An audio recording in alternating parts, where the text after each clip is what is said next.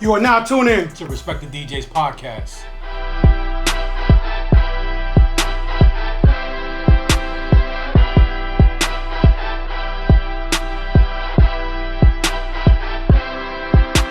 Welcome once again to the most incredible DJ podcast in the world. Yes, sir. Respect the DJ podcast. I'm your host, DJ Junebug, alongside DJ Khaled. Let's go. Woo.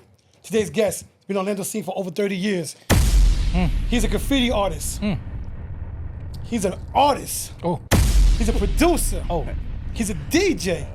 All the Let's elements. give it up. Woo! All the elements of hip hop. The elements of hip hop, if you know who they are, he is hip hop. Facts. Let's give it up for the one and only DJ Dolo. Make a clap to this. Thank you, DJs. Welcome. Glad you made it to security and all.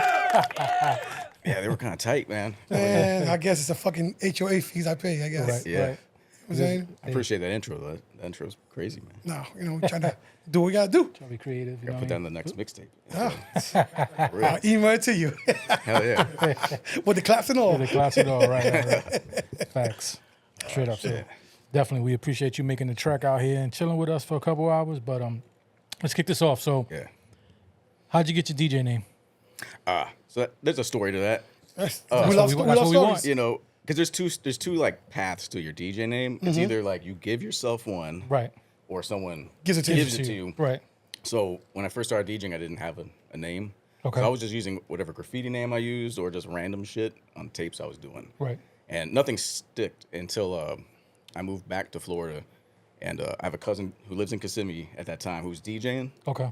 and he's like, "We gotta get you a name, man. We gotta get you a name." And then one day he shows up and was like, "We're gonna start calling you Dolo," and I was like, "Nah, I don't like that, man, because it just I was like, it Sound lonely. Yes, I'm like, nah, and he's like, no, because like if there's a hip hop event and no one rolls, like you'll go Dolo. by yourself. That's Yeah. what I figured. Pull up your mic a little bit. Yeah, sorry. Here There we you go. go. There you go. So he's like, you go, you're always rolling anywhere regardless. Right. All over the city. Because at that time when I moved back to like learn the scene, there was no internet. Right. You just had to show Show up. up. Show up. Yeah. So I'd go to the record stores, Peaches, Bad He Mood, said beaches. Peaches, Bad Mood, Bad mood. Music Man, Music man. all those joints. Get the flyers, Right. and start figuring out like when I wasn't working. With a nice little map in the back. They hand map. Oh, yo, for real. There was no GPS. No, so we had yeah. to draw a map in the back. Get the map book out, look at the streets, try to figure out like that's quadrant E24. I gotta get over there, and just start rolling out the stuff. And graffiti wise, like I ended up building a crew out here, but when I first got here, solo, so Right. just go out and piecing up on my own. And Right. And who was that cousin you said? Who gave you the name? my cousin, so at the time he was going by DJ Hootie Mac. Hootie Mac. He was a high school kid here in Kissimmee. Okay. So I ended up chilling with his people, and that's how I started getting the gigs. But the name comes from that, and he's like, I don't care if you don't like it. I'm just start calling you that. Right. And then Right. stuck, and then it got to the point now where it's like a lot of people call me that and don't know the government. Right, As right, a DJ, right. it's like one of those weird things people don't get Right, sometimes. right, Like, you have right, like a right. stage name becomes Yeah. your name. Right. And then like I run the Sometimes you hear your name, you're like, who's that? Yeah. You calling me? yeah, or like when you eventually run into cats you've known for like decades, and like Right. you end up hearing their government, you're like, you don't seem like a Right. whatever You're it that is. person, right, Yeah, right. it's like it's weird to hear it that way, and That and it also shows the people that have known you longer. yeah, You know what I'm saying? yeah, it's true. Like my wife don't call me my DJ name. She calls me by my fucking government. Yeah. They ain't know, you know what I mean? Oh, that shit, you leave that shit in the driveway. Yeah. All that, don't come in the house with that bullshit. And it's weird when work crosses over. So Yep. you'll be in your normal job. Right. People don't know you as that. They know you as whatever that role Right. is. Right. And then you'll They see you in the streets, right? yeah, or you'll be like in a conference or something. And Right. Someone who's seen you DJing will Right. like know that, and it throws everyone to like what? Because they don't see you as that. They just see you as It, the business it version. happened to me recently. Yeah. We were DJing that proper, and a lady walks in. I'm like, yo, she looks familiar. Yeah. Then it fucking clicked. She was the president of HR for my company. Look, you're using your good behavior. Right. To an extent, I was. Yeah. Yeah. I mean, now it's like when I talk to her at work, it's a little. It's not even weird, but I tell her, look, nobody knows. I don't want nobody here in my 9 to 5 to know what I do on the side. Right. It's my alter ego. Right. You know what I mean? Please. She was like, don't worry about it. You're good. You know what I mean? Or it's crazy when they try to follow you on Facebook. Yeah. Right? You're Yeah, like, no, you no, deny no. that shit. You ain't know in my life. Yeah. I'm talking shit about you in there. Yeah. Well, and then you guys start thinking about song selection. You're like, Right. oh shit, I shouldn't play this. Right. Because HR is here. Right. That's how I felt. That's how yeah. I felt. But then you know what? I just fucking let loose and Well, for me, fuck HR. I don't have an HR no more. she had a good time. Well, That's she's all in that she's in the matters. house, but besides that, Exactly. Exactly. Yo, but no, that's the truth though. It's like, but then the cool part is you run to people who are like they don't care. Right. It's just, but as a DJ, you're kind of like hesitant because it's like you're crossing these different right, worlds. worlds, almost. right. And sometimes it's the people who are fans of you, also you work with, so like they're cool with that. Right. stuff. Yeah. But then there are people who are just not of Sometimes this those world. HR people are more hood than us. Yeah, no, It's true. No, for real. It's true. And a lot of them don't even care in the long Right, run because right. most employees they deal with are very square. Yeah. So it's like, oh, you're kind of a unique thing. right. Yeah. And that you straddles two different worlds and stuff. I wonder, you ever thought about where the word Dolo came from? Because I know as hip hop, we make up our own shit like, oh, we Ghost or we Dolo. You know what I'm saying? Yeah. Like, It's it's funny. I don't know. I'm trying to think what the first usages. For me, I remember hearing it like EPMD when they were flipping D's like Delph, Self, Okay, Dolo, right, Solo. right. Like they were one of the first people I think I remember hearing that from, and it's possibly where my cousin got it from. Okay. But So he was a big hip hop head also. oh yeah, he was super into that. He was super into everything. I don't think he does anymore, man. He's changed paths and stuff. Okay, that's cool. But yeah, it was like, and again at that time. It was weird because I was like, man, everyone's got cool DJ names, super such and such. right. Right, back in the days, you know, you had the extra, Yeah, everything was extra very, words, right? Yeah, Yeah, it was like everything the was very nice, powerful. the nice, the dope, and the Yeah. fresh, and the Yeah. and the sir, and stuff like that. Yeah. So it was like, I was like, I don't know, it just sounds cool. And also, like, I'm thinking as a graffiti artist, I'm like, How do they work? DOLO. I'm like, how am I gonna? How do they flow? Yeah, it's like yeah. flow wise. How am I gonna do that? Yeah. And then it ended up sticking. And then what's weird is, I think I might have been the first person with that name because nowadays, if you go on Instagram, there's several people. Right. Right. Especially since that fucking song, man. The Solo Dolo, is it Kid Cudi or whatever? He had that, damn, Wale, one of those guys. He had a A song, Dolo record. yeah, where that's like in the hook or something. Okay. Okay. So then it's like since that point on, like I see it all the time. It's popping up. And you Yeah. separate your Dolo right now on IG because and a number to it, right? Don't you? Second? When you have a number on your Dolo on your Yeah, Instagram, yeah, you so- separate yourself. Yeah, so around that time, that probably would have been like the early 2010s or something. Right. Somewhere around there, it started popping up a lot. And I was like, fuck. And there's like other cats starting to use the name. And I'm like, well, I'll just put 76 on there to kind of like, kind of in a graph. It's the year I'm from. It's nothing original. Right. But it signifies, like, in some ways, I'm like, well, it lets you know kind of like where I'm from, Right. point of view wise. Right. Because those of us from the mid 70s are, very unique state. We grew up Right. pre a lot of technology. Yep. But we're teenagers as a lot of that shit was coming in. Right. We adopted a lot We of had that the stuff. fucking best likes. I don't give a Yeah, fuck. no, anybody says. it's Growing up in those years, in like in Yeah. the early '80s and stuff Oh, like yeah. that. What they say talking about being outside, nigga, we were outside. yeah. The 80s and 90s were Yeah. never be reproduced. Like Right. kids, they can wear the fashion, they can talk about it, Right. use the slang, but it's like, Right. but it's almost like how I look at people older than us who grew up during the 60s and 70s, Right. Yeah. with all the crazy stuff that happened then, Yeah. and they're like, you Right. guys don't know, and it's like now I feel that about the younger, and the younger generation feel that like about the next generation. Yeah, it's just gonna go. natural. Yeah. But everyone younger than us missed out on analog life, and everyone older than us missed out on the digital. Right. stuff. I mean, what I really miss about Studio 54. I Yeah. wish I was in that era. Oh yeah, like Yeah. One whole other time. I said The disco- weekend. the The rest disco. says a week. I need at least Fuck a the week. disco. I want to fucking at least a weekend. Studio Yeah. 54. I need a week. I won't be somewhere high like this. I need a week. You know what I mean? Yeah. like Eddie B. High Sweat, like doped. Eddie B. said, doing that fish scale. Yeah, Have coke on your nipples and everything. yeah. The shit, it was pure then. It was pure. It wasn't cut. Yeah. You know what I mean? I've never done coke, but if I was to go back in time into fucking Studio 54, Right. you know wanna what I be mean? pure. I'm doing lines off of Liza Minnelli. Like, Yeah, you know what I'm saying? This is the deep. I'm this is the behind deep- you. Yeah. Well, not that sense. Right. Not Hey, behind yo. you. Hey, yo. Next to you. Yeah, Side to alright. side. No. I got the other titty. The other titty. Yeah. Man, unfortunately, the DJ brain on my side is like, you said Liza Minnelli. If you've never heard her version of, Bill Withers' Use Me? Yep. Have you ever heard the Liza Minnelli version? No, I Nah, never I did. never heard it. Yeah. Yeah, so that's like what I throw in like early in the night vibe shit. Like her version of Use Me is dope. Pretty dope, Like, yeah. it's I'ma check it everyone out. does Bill Withers' version, but like her Right. version, it's one to check out. I'm gonna check it out for Definitely, sure. yeah. Yeah, unfortunately, sorry, that's DJ. No, it's the DJ. You It's, said that, I it's was the like, geek damn. stuff. No one ever geek says stuff. Liza Yeah. Minnelli. Here's the joint. Right. Let me throw you this bone real Yeah. quick. Have you heard this shit? But yeah, no, like everything's changed a lot, but it's Right. like Of course. so I would never give it up. But also, these kids they have an interesting setup as well. Right. Because imagine back then if you didn't have to do some of the stuff you had to do. Like, it was all character building stuff we did. Yeah. And they have so much advantage with the internet. Like, I think from when I was listening to the Caesar one you guys did, it was reminding me back of, like, all the work we had to do.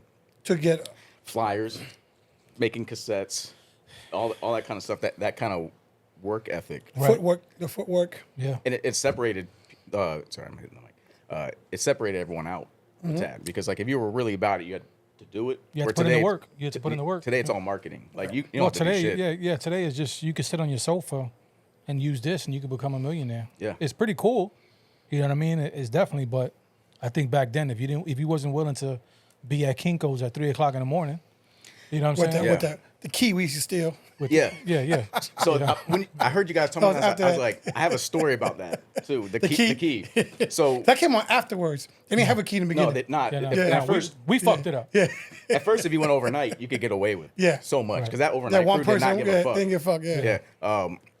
But yeah, so at one point when I was active with the Florida chapter, the Orlando chapter, the Zulu chapter down there, Okay. and we were doing flyers. Right. And we were at the OBT Kinko's, which Right, you guys that's probably, the famous one, right, Yeah. yep. And one of the dudes chatted up one of the overnight girls, and she got us one of the blue keys, and she like cut the security thing off it. So we had a loose one. Right. So we would get the blue box, plug it into the printer, print like 100 copies. Right. Take that counter out, Right. plug ours in, Right. and then run like 1,000. Yeah. And then plug theirs back. Like, so we'd pay. We used to Yeah. so at me career Jesse would get 2 keys. Yeah. One would get one that we just regular like 50 copies. If I don't think it was 50 copies, Yeah. like, it was like 30 probably. Yeah, you They're just- like they be looking at like 30 only, like yeah, motherfucker need 30. Yeah, Because we had the other key. We were slowly printing over there, and they're like whatever. Because then they're like, They're like, give a 30, shit. you've been here my whole shift. Yeah. Like, no, we were just hanging out. But yeah, so we ran around. We had those keys for the long. Like, you put all the prints on that. I think that thing. Last time I had looked at it was like probably like 80,000. Was like Wow. the digit Just thing. It was like kept going. that's almost Yeah. like maxed out. Right. I'm like, holy shit. But That's when they came with the self-service shit afterwards. Yeah. They're like, fuck that. You can't do your shit no more. Yeah. Yeah, you had to drop it off for it to be printed. Yeah, that I don't know how you guys did your mixtapes too, but like when I would do a mixtape, I didn't understand when I was first getting into them about duplication services. So I'd sit there with a dubbing Dubbing machine, boombox, yeah. like do the mixtape, drop it in, and like literally, when I wasn't working, just sit in the apartment and Just making We're copies. doing doubles, right? just dub, Right, dubs, dub, right. dub, Yeah. dub, and then go print Yep. 4 copies of the cover Yep. on a Right. sheet On of a sheet paper. of paper. Right. I just Print did that those out. recently for my 50th birthday. I had to Yeah. I give out mixtapes. Yeah, And I do the whole cover shit and like, remember this shit? yeah. I had to put 3 in the sheets, cut them one by one. I was a fucking pain in the ass. Fold them up into the J card Yep. thing and Yeah. pop them in there and. They make sure they fit, each one by one. Yeah. Yeah. And it was- Paintings. With me, as time went on, my cousin worked in a copy company for the stock market in New York. Yeah. And I used to just mail him the stuff. And on his job, he had the laser cutters. So he used to cut it. He used to copy it at his job and laser cut the, like 500 sheets at a Yeah. time. And then he would just mail them back to me. Dog, if you But want that- to, you do the same thing. Fuck you. Damn, where was this shit? Yeah, he was like, yo, D, I got everything here. Just send it to me. So I used to just send him the master. He Yeah. would print it. His boss knew, too. His boss was like, whatever, I don't care. Right. You know what I mean? And he used to, during the day As while long he as I was have a copy working, of the mixtape, that's all. Yeah. You know what I mean? That was later on in life. Yeah, nah, that was a lifeline. And when I first moved to Orlando, figuring out the scene was the local mixtape scene because there's like the bigger dudes I'd always look for. Right. Doo-wop, Right. The Tony Touch, the doo-wops. Touch, Camilo, Yeah. Spin One. Do you guys remember? So back when downtown in the mid '90s, before they kind of fucked up the vibe of When the it. streets were actually open. Yeah, Right. and everyone used to go there Yeah, yeah. or I Drive. Those are the 2 spots. Right. They had the bootleg out there. Do you remember the guy? He had like a suitcase. It was like a Yeah. fucking cartoon. A Yeah, yeah, suitcase yeah. that he would do that, and the legs would pop Yeah, out, yeah. and it turned, and he'd fold it probably open, fold it up, yeah, pop yeah, into a and fucking take it. table, and Yeah. it was They had the Lazy K's in there. late. Yeah, it would be like the best of some artists, Right. And it'd be like Yeah. best of ODB, and it would just be. It wasn't even a mix. It was really just like a bunch of paused songs Right. on there, but you might get a couple like outtake snippet types, like Right. demo stuff Right, that, right. Yeah. that no one had kind of Right, thing. So you right, get right. those to kind of hear those joints and. Damn, was it Tap Money? You guys remember Tap Money, yeah. from Philly. Yeah. Yep. He was that was a big influence. Yeah. For me, and I'd get those at Bad Mood. If Bad Mood was on downtown Magnolia next to Strong Was Arm it 47. not in the corner, but almost in the corner area? Yeah, it was. Right, now I it's think like, like 2 or 3 stores before. it was like It was like a little strip of stores and tattoo parlor thing. Yeah, Rotate. yep, Right yep. now, I think there's like a sneaker shop there that I don't know sells like if all it's the there right high end now. shit. Okay. But it's like right there, right by the courthouse, and Tap Mall was like that was.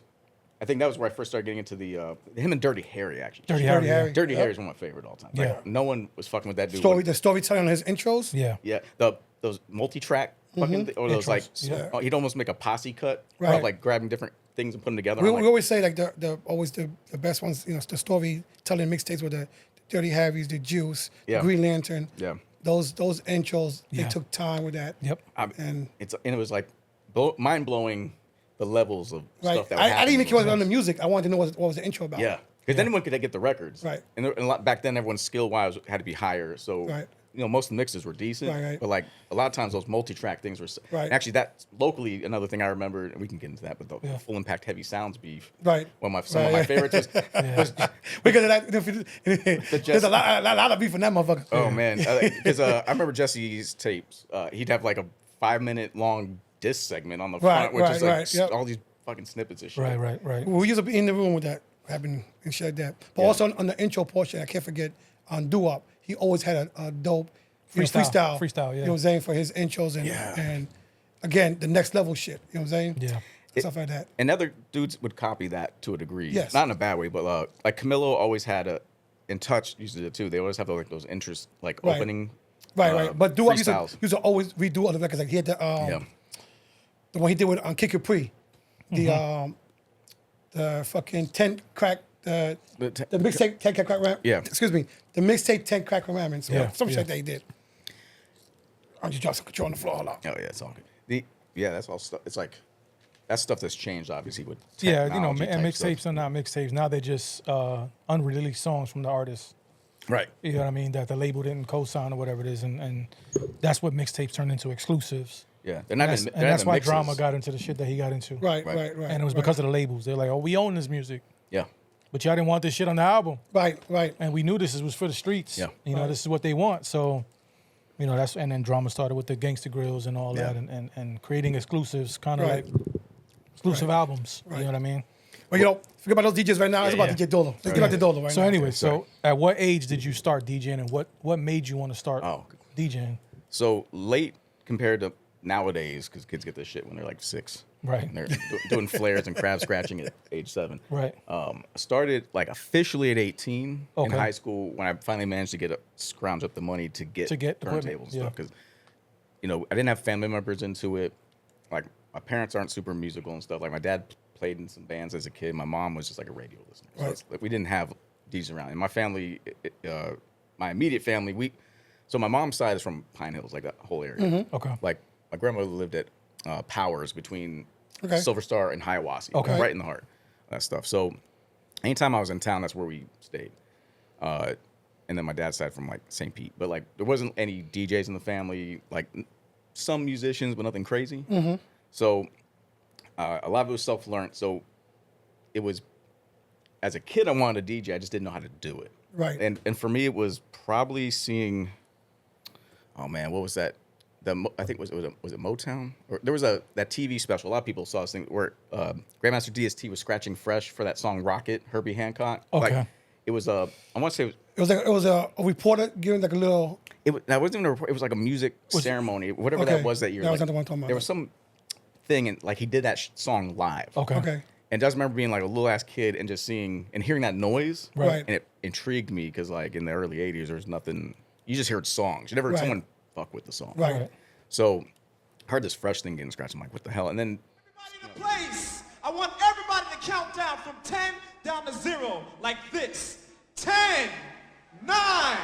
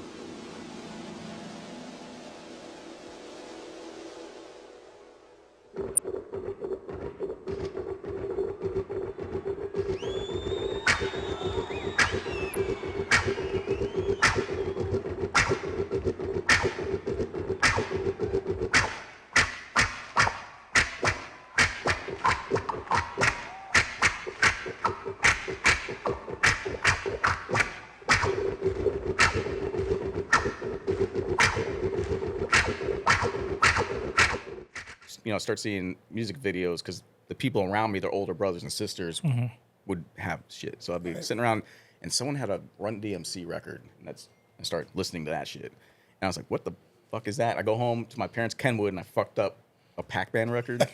Okay. Because I'm like, I had a Pac-Man record where it's like a story. Like Pac-Man has a birthday party, and the ghosts ruin it kind of shit. So I'm like, just grab that shit, and I threw it on the Kenwood, and I'm like, what the? I see the move in it, but I'm like, those things aren't built for that. It's a belt drive. Yeah, yeah. The damn platter is like not trying to slip. It's like trying to grab the record. So I'm like, fucking up the whole thing, fucking up the needle and shit. And I'm like, damn it, I don't get it. Right. Like I couldn't figure how they get the noise to shut off. Like, I didn't know what a crossfader was. And all that stuff. So at that point, I became a fan of like searching out tracks with DJ stuff on it because I was just trying to figure it out. Like I was very audio focused as a kid. Right. Like, always those tape. Remember those tape decks back then? They were that big. Big ones, yeah, the big Little square thing. yeah. You could like record your voice. for teachers. The teachers school had had them. them. Schools had them. You'd be like, when you hear the chime, turn the page. Right. That shit. Yeah. So I'd use that shit to record stuff off the radio. I was fucking around with the pause function on it. Right. But So doing the radio during that time out here was what on like probably Jimmy Jan's probably. Yeah, one or two that was even before that. So I'm Florida born. Oh, you from okay. But so my life's like two segments. There's like the first 19 years was moving around. My dad was in the restaurant gig, so we moved a lot. So I was born in Florida, but I lived in like Birmingham, Houston, Apopka, Orlando, Denver, Chicago, LA, Toronto. I think that's all of them. Okay. And then from Toronto, that's where I finished up high school. So I went to high school in LA, high school in Toronto. Okay. We finished up there, and then he got a gig back in Orlando, so we came back. And at that point, I was old enough to just went on my own at that point. Right. But so all that traveling around was like interesting because I wasn't around. You was picking here. up different DJs from different areas. Yeah, so it was like what I found was, everywhere you went, had a. If you scan through the radio, because there was no advertisement, but if you scan through the radio, eventually you fall on some college station playing hip hop shit. So that was a way to find it. So, I mean, I can't remember half of it, but probably in California is when I started paying attention to it, because at that point I'm starting to go into like middle school and high school. And out there was some infamous K-Day and a bunch of other things out there. And the Dr. Dre tapes. I don't know if you ever heard Dr. Dre's mixtapes. When he was DJing. When he was DJing, right. Damn, they were at a swap meet, the Rhodium. And I think a lot of the mixtapes are called that, like the Rhodium mixes. Okay. But he used to make these mixtapes, sell them at swap. And then, I mean, this is like, and I was like a teenager, so there's no way I was getting to where these swap meets were. Right. They're like downtown LA and shit like that. But those things made their way out everywhere because everyone was copying and dubbing those things. And those tapes were crazy because if you can find them, they're online. Like if you search for them, like they're on, or hit me up on. I got a bunch of them. They're like on SoundCloud. I got the like that. mixed. I got the MP3s. Luckily, I got a bunch we of them. need a picture of it. And actually, a sound of it, so we can actually put it on your I want to. episode. Man, it's. Hey Steve, is my mic on? All right, yo, Ace, won't you turn on the vibe? 1 2 1 2, that's cool. All right, right about now, Dr. Dre's in the place to stay. We out here at the Rhodium Swap Meet. We're gonna try to stir up some ruckus, so check it out. He was doing crazy multi-tracking stuff for the time, and a lot of like mixing, like having 2 or 3 records, almost the way Dirty Harry kind of did. Okay. Way before that. Right before the multi-track. Yeah, or he'd do it some with the 808 machine. Just he'd playing it? Have like a drum track going, so then he could drop like a bunch of songs on top of it. Okay. So that was like the skeleton of okay. it, and then he'd be cutting in LL and Houdini and all this other stuff over. Right, that shit. So a lot of that stuff's the influence. Toronto was where I actually got my first set of turntables and mixer. Denon turntable, fucking Gemini Scratchmaster mixer with the transform switch on it. Yep. That garbage. And then up there is DJ Mastermind is the main dude. Okay. He would be like the equivalent of like a Nasty or a Caesar in Orlando. So he's like the main dude up there. He runs all. He's still around doing it. But yeah, so that was like, so coming up was listening to all that stuff and then trying to reverse engineer it when I got turntables. So when I got turntables, it was like listening, trying to figure out the thing, watching Rap City, wait for a video to come on where the DJ's in the video doing something and go like, okay, I see what he's doing. We run over back to the table real quick. Right. Premiere was very big influence in that regard. Because in his videos, he's, even though he's not scratching live, he's trying to recreate it. Right, he's recreating it, right. Like his motions were kind of accurate to what he was doing. Right. So that run back doing it, and like it was slow as shit though. That kind of progress. Right. Compared to today, then I ended up back in Florida. So then from came back in '95. I moved to Atlanta for a year to work up there a little bit. And You then went to all the meccas of hip hop. Yeah, almost. exactly. You got to experience a little bit of it. So yeah, regionally, like sound wise, like I prefer East Coast overall because I'm a boom bap sample drum type person, Right. scratching like that kind of aesthetic is my shit. Right. Yeah. But because growing up West Coast, Houston, You like, got to experience the funk, Chicago, the like funk, everything. and you like- went to Canada too. yeah. And then Canada is a whole different. Canada's like a style. mini, Muffin, it's right. like a mini New York kind of, Right. Like it's got the the city and the but it subways. has a lot of Caribbean. big time influence. Yeah, The if you ever are up there for the Caravana thing, Caravana. Yeah, oh my that's God. on my checklist it's to go. insane. Definitely, insane. My wife wants to go. She's Guyanese, so Oh yeah, well, she'll love it. It's like Yeah. a Caribbean Freaknik in a sense. Like Right, it's right. crazy and shit. it's like carnival. Yeah. Pretty much. Yeah. Oh yeah.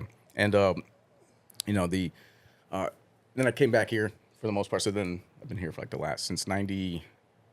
I came back to teach at Full Sail. Okay. So and then I've been here Since, yeah. Yeah. So it's like the only place I've ever lived for any But stretch you was of here before time. '99. Yeah. We so, did a party together in '97. I think we did a Yep. party. I was so I moved from Toronto back in '95, and I moved up to Atlanta in from '98 to '99, and then came back '99. I've been here ever since. Okay. But yeah, so the mid '90s were crazy because it's a short period of time, but because there was nothing else to do but work and do this stuff, Right. Like got a lot done in that short period of time. Right, right. Right. Because I was going Right. out. If I wasn't DJing, I was going to someone's gig Yeah. to like study everything. Right, Yeah. right. Yeah. So you're going out 2, 3, 4 times a week Right. sometimes. So Sometimes more than that. a lot of shit. And I mean, actually, a lot of those early gigs were so important, Yeah. like to learn stuff. Because again, I didn't have anyone really showing me the ropes, so it was like picking it up and then meeting. Like Jesse was important early on. Lucy Blues was my shit. Right. I used to Yep. go to Lucy Blues all the time. Yeah. For the stuff That was y'all going were on. doing, y'all were doing out there. Right. Right. My earliest gigs were in Kissimmee, house parties. Like Okay. Emerald Green. all Emerald that. Green. Yeah. Oh, he was in the hood. Oh yeah. Yeah, yeah. Oh, I Yeah. saw some saw some crazy shit at Yeah, those he, house was in, parties. he was in the hood. Yeah. Yeah, those house parties were nuts, man. They had to change the name of that shit because people know Emerald Green was not some place to go. Yeah. And actually, one of my favorite instances was house party in Emerald Green, and the cops came to shut it down. But because we were set up in the kitchen with the turntables and stuff, like on the kitchen counter, Yeah. like they couldn't get to us right away because there was a lot of people. So we Right, saw them right. hit the door, and I was like, "Oh shit, this moment will probably never happen again." And I'm like, flip, like, sound of the police, drop that shit while they're walking in and shit, and they were pissed, bro. Like they're like, everyone's gotta get the fuck out of here, turn that off, like. Well, at least you didn't play "Fuck the Police." No, You couldn't play that one. I couldn't find that one quick enough. I'm like, I saw the KRS one. I'm like, there we go. And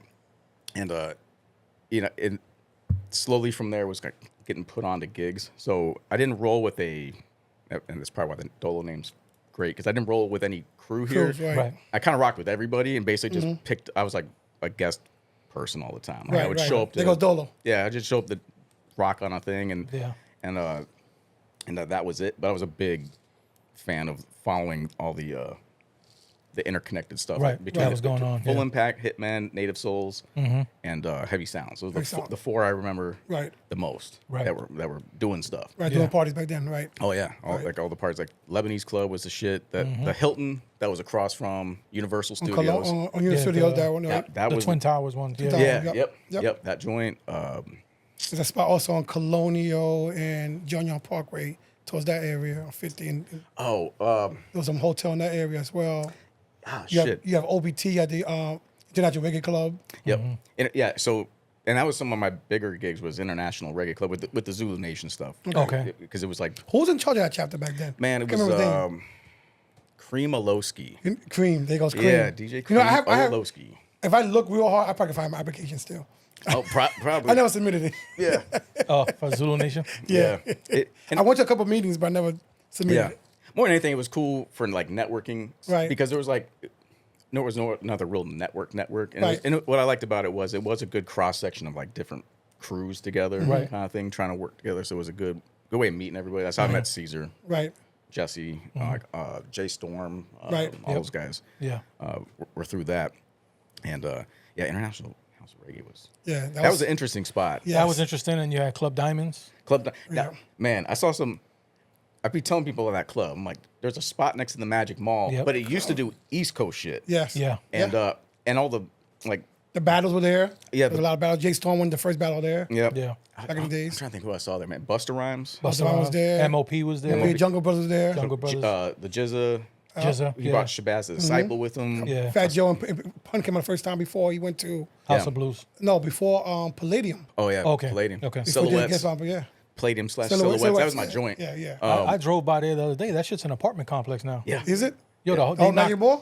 Or just No, I'm talking about Oh Silhouettes. yeah. That's beyond a. I didn't know that. That's an apartment condos, everything's in I there. drove yeah. by. I was like, am I in the right fucking corner? Yeah, I got lost. I went to the back area Yeah. and I got lost. These used to be a Fridays back there. Everything, yeah, the whole shit is gone. Yeah. I was a little sad. Yeah. And I don't think people understand that was like one of the spots. Oh, yeah. Everyone went to that thing. That used to be packed. And actually, shit. If you remember, was it Steam Entertainment? Steam Entertainment, yep. They brought Fat Joe out there, and there was a battle.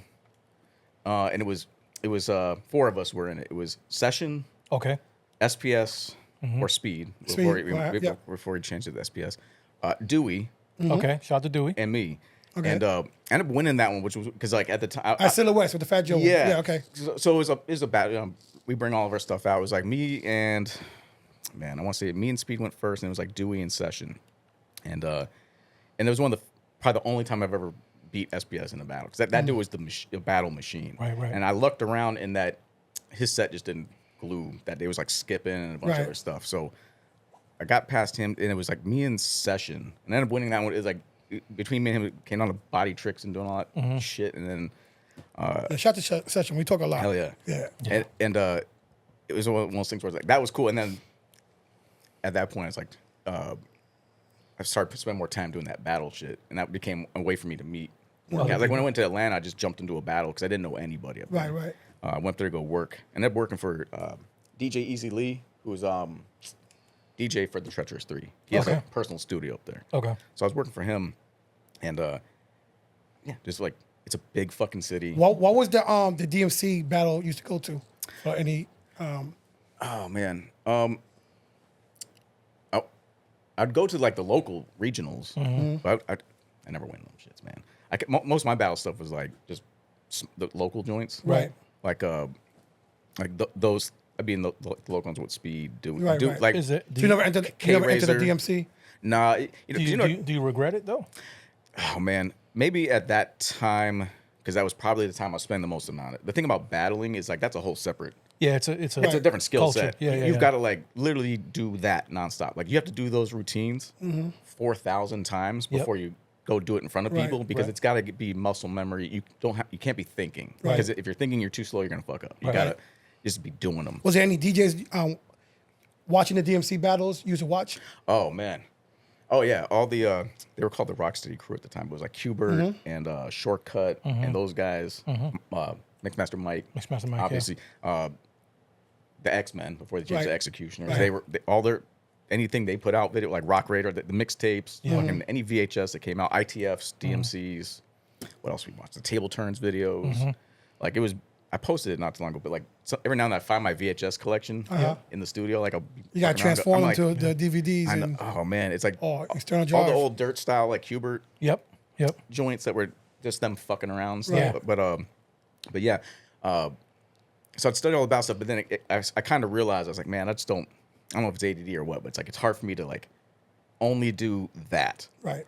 And but I kept with it in terms of the skill set. Like I kept up with beat juggling. I really like scratching a lot.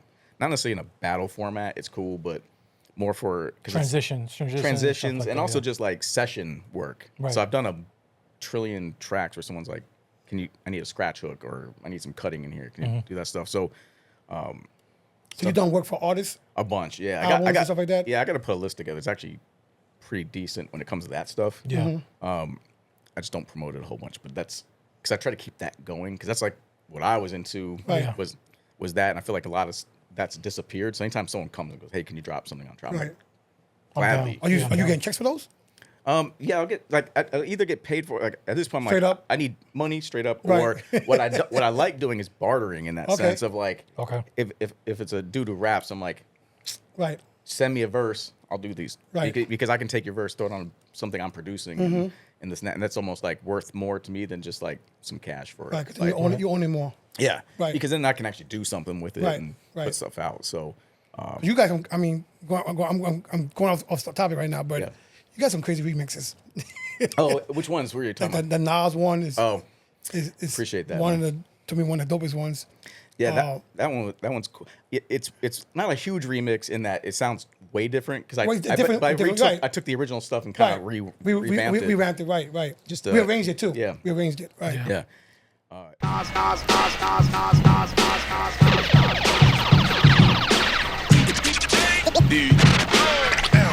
You got there? Louder! It ain't hard to tell. I excel, then prevail. The mic is contacted, I attract clientele. My mic check is life or death, breathing a sniper's breath. I exhale. And that part's fun to me, and that's the production side of things. Right. Like I think for a lot of DJs, you end up playing so much stuff of other people's stuff. You start listening, and you're like, I could do that, or like I would do flipped it. this, or I I would would flipped it this way, yeah. yeah. Right. And it's almost natural to DJ than get into production because Right. you almost study so much music as a DJ, how Yeah. it gets all put together, what stuff Right. flows well that you start. Even the OC one you did too. Oh, that one, yeah. That's Appreciate another, that one, man. Yeah. Yeah, and that's all stuff I made when I was figuring out when I first went over to Ableton. Okay. Like one way I'll learn something is like I have to give myself a project because Mm-hmm. when you do instructional things, it's like this is this, and you're like I don't know what any of that. Yeah, So I'm when like, I gotta watch put it stuff towards like that, I something. need like, okay, download the same file that they're using and then kind of follow it. Yeah. To learn. Why you call free fall? He'll lose you once. Yeah. Nah, I ain't gonna lie. I love free fall. Yeah, but I've that been- boy was using me. Yeah, I went to Free Fall's house a couple times. And Yeah. he showed me the the basics of Right. Ableton. You know Yeah. what I mean? How to warp and stuff like that and things like that. And that's you got to learn that first. Yeah. But then from there, Free Fall's an alien already. Yeah. You know what I mean? So, I love and Free I Fall. know he Yeah. would take the time if I was to call him. Yeah, he'd probably be like, yo, he will take the time. he'd be like, yo, come through the crib Yeah. and what do you want to learn? Right, You know what I mean? So, So that's one of the nicest dudes there is. No, he- in the game, man. yeah. Nice doesn't even explain Yeah. Yeah. who free fall is. Yeah, great guy, man. No, but that's the thing about Ableton is like 'cause I was putting people onto it for a minute because I was an MPC guy and a DAW dude, like Okay. Cubase, Logic, Pro Right. Tools. Because a lot of stuff I was teaching at Full Sail, Okay. so I'd get free copies of it Nice. to use because I had to learn how to teach it. Right. But I made the Ableton switch myself because I was kind of hit a wall where the hardware stuff is cool, but it's just so time consuming to load up an MPC 2000 and load the graphic. And then, I think also they always changing it. yeah, the good thing about that OS is that thing hasn't changed in a million years, but there's so much new stuff production wise. Plugins and stuff There's like that, stuff yeah. you miss out on Right. with that. So I was like, I'll try it. I used Acid before. Okay. Before it got bought out, it was Sonic Foundry before Yeah. Sony bought it, and we're using that kind of stuff. But the thing about Ableton that throws people off is it's not built. It's built weird compared to every other DAW Yeah. you're used to. Any beat program you use, like it's different. But once you figure it out, it's like whatever you can think of, you can do. can do it, Which yeah. is what I like about it.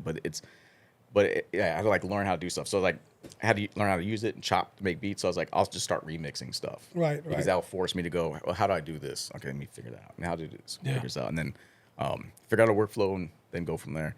So that's pretty much my main production vehicle now.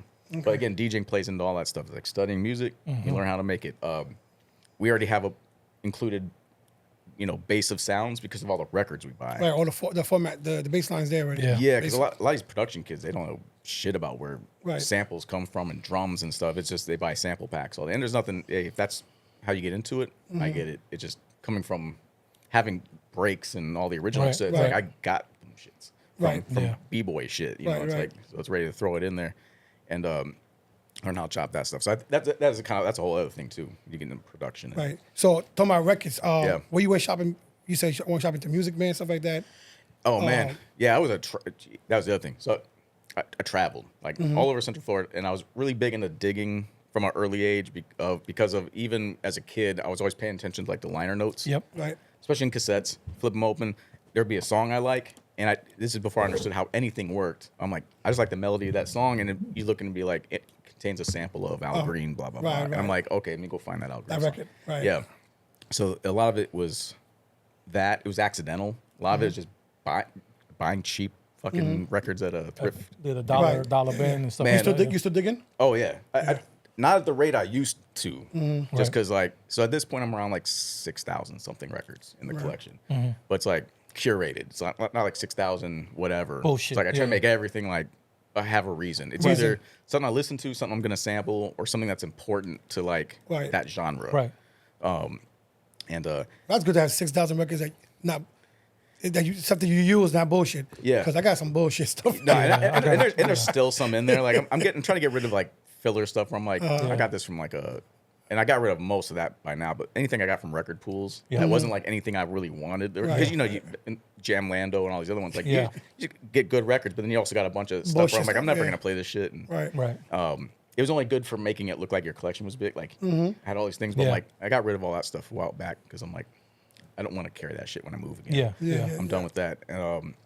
But yeah, I think that also comes from not being able to access music the way we can today. 'Cause at this point, you can YouTube, Spotify, anything. Yeah. But before that, if you didn't have the record, you didn't have the fucking song. You couldn't play it. You Yeah. couldn't play Yeah.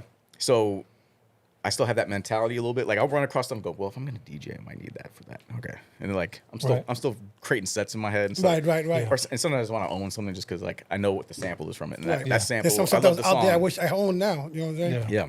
So Trying to find it right now on eBay. Forget about it. yeah.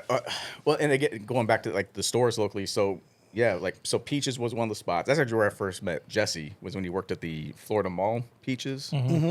And I didn't even know he DJ'd. He was Jesse worked at Peaches for a little more? Yeah. You sure? Yeah. So he was stealing shit?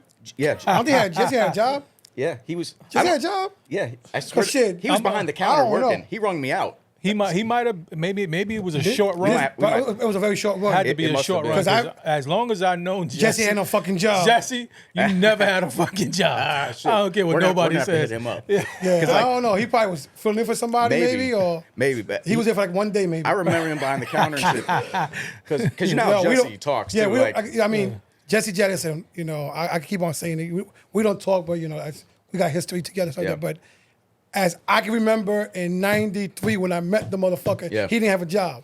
yeah, this must have been like 95, 96. I don't think he had a job. Man, I I don't know how I'm he was telling you, back it then. He must was- have been so short that he didn't tell us. Yeah, He was working. exactly. I remember him having a job. Man, That nigga didn't have a job. Yeah, The go- job he had was selling the mixtapes. yeah. Yeah. I remember I used to go with him that was a big to drop part of him, it. to drop him off in Yeah. Miami and in Yeah. different areas, stuff like Yeah. that. And we used to go all the time to the bootlegger in downtown. Mm-hmm. All the time. I mean, I know that dude never had a job. You know what I'm saying? Man, He never had a 401k and all that shit. yeah. Maybe he worked there one day, like he said. Maybe he did. Yeah, he just I- happened to well, be we there. did. Yeah, it was whatever, yeah. it was crazy because you're not gonna mistake Jesse for like another dude. No, Like, yeah. so I'm like sitting there and like I remember bringing up Put it say, Freefall might be an alien in the mind.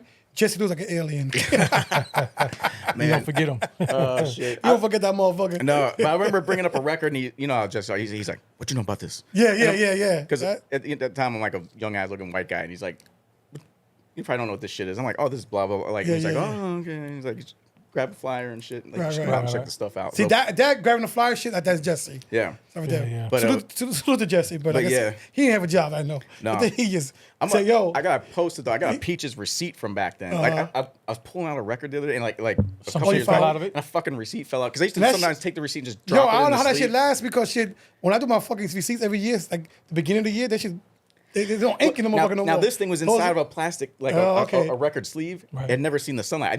I forgot it was even fucking there. But it has like I think I bought the Lucchini joint and like You still got shimmy it? shimmy yeah. I still we have need, it. we need a Yeah, copy of that. I'll send you. Man, it's Yeah, yeah. fucking crazy because it's like, and the ink's still good. It's very readable and shit Right, because right. it had never seen sunlight like yeah. in decades.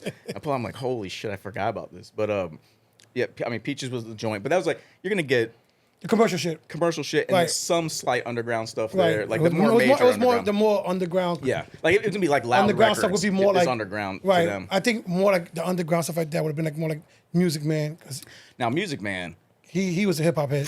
that was one of my favorite spots. Yeah. Because it was not too like it was by, what BVL by It was the BVL, yeah. by the Publix. Yeah. In the Publix showing. Publix showing, yeah. And at the back of his thing, he was fixing TVs and Yeah, fixing yeah, CRT, yeah, and that was His brother did that part. Yeah. Right, we repair shop. But that fucking place, man. Between the mixtapes, so you had that wall rack. Yeah. With all, like, we'd always go to see who's got Yeah. the new Right. stuff out, and then that was the dude for all the white labels / those bootlegs that are called like Buck Wild Classics Yep. and Yeah. The killer cuts. Hot Killer Cuts, all those. So basically, I'd call and go, Did anything come in? Come in He's this like, weekend, yeah. yeah. I'll drive from Orlando down to that shit. Go in there, Get those right. spend a bunch on those things because those are you had shit way. I remember going down there and getting the is it the 20 LA big city of dreams, Right, the right. response joint Right. with Mobb Deep and Right, 25 to life. Gaddafi. He's on there. Yeah, yeah. 25 to life. Yeah, that joint. I remember getting that shit like the second it hit Florida, I think, and then I had a gig later and I dropped that. Like Right. that was the You fun can- part. That's a good part. You could drop it. Can't drop that shit now. And everyone's like, "What?" Yeah, but like nowadays it's old by the time Yeah. you can kind of play it. Everyone's already heard it, kind of thing. Yeah, But back yeah. then, being able to drop something. No, I said, but new- even not all. I mean, like to even want to drop that now at a lounge or club, yeah, you're not gonna get the reaction. Never again. no, That was just back then. That's it. Especially here. and that's I think because the crowd too was It on the was same the- page as the DJs Right, because we all right. listened to the same radio mixtapes Mixtapes. and read the same magazines. Right. Like everyone's reading Source and Rap Right. Pages and all the other like smaller ones.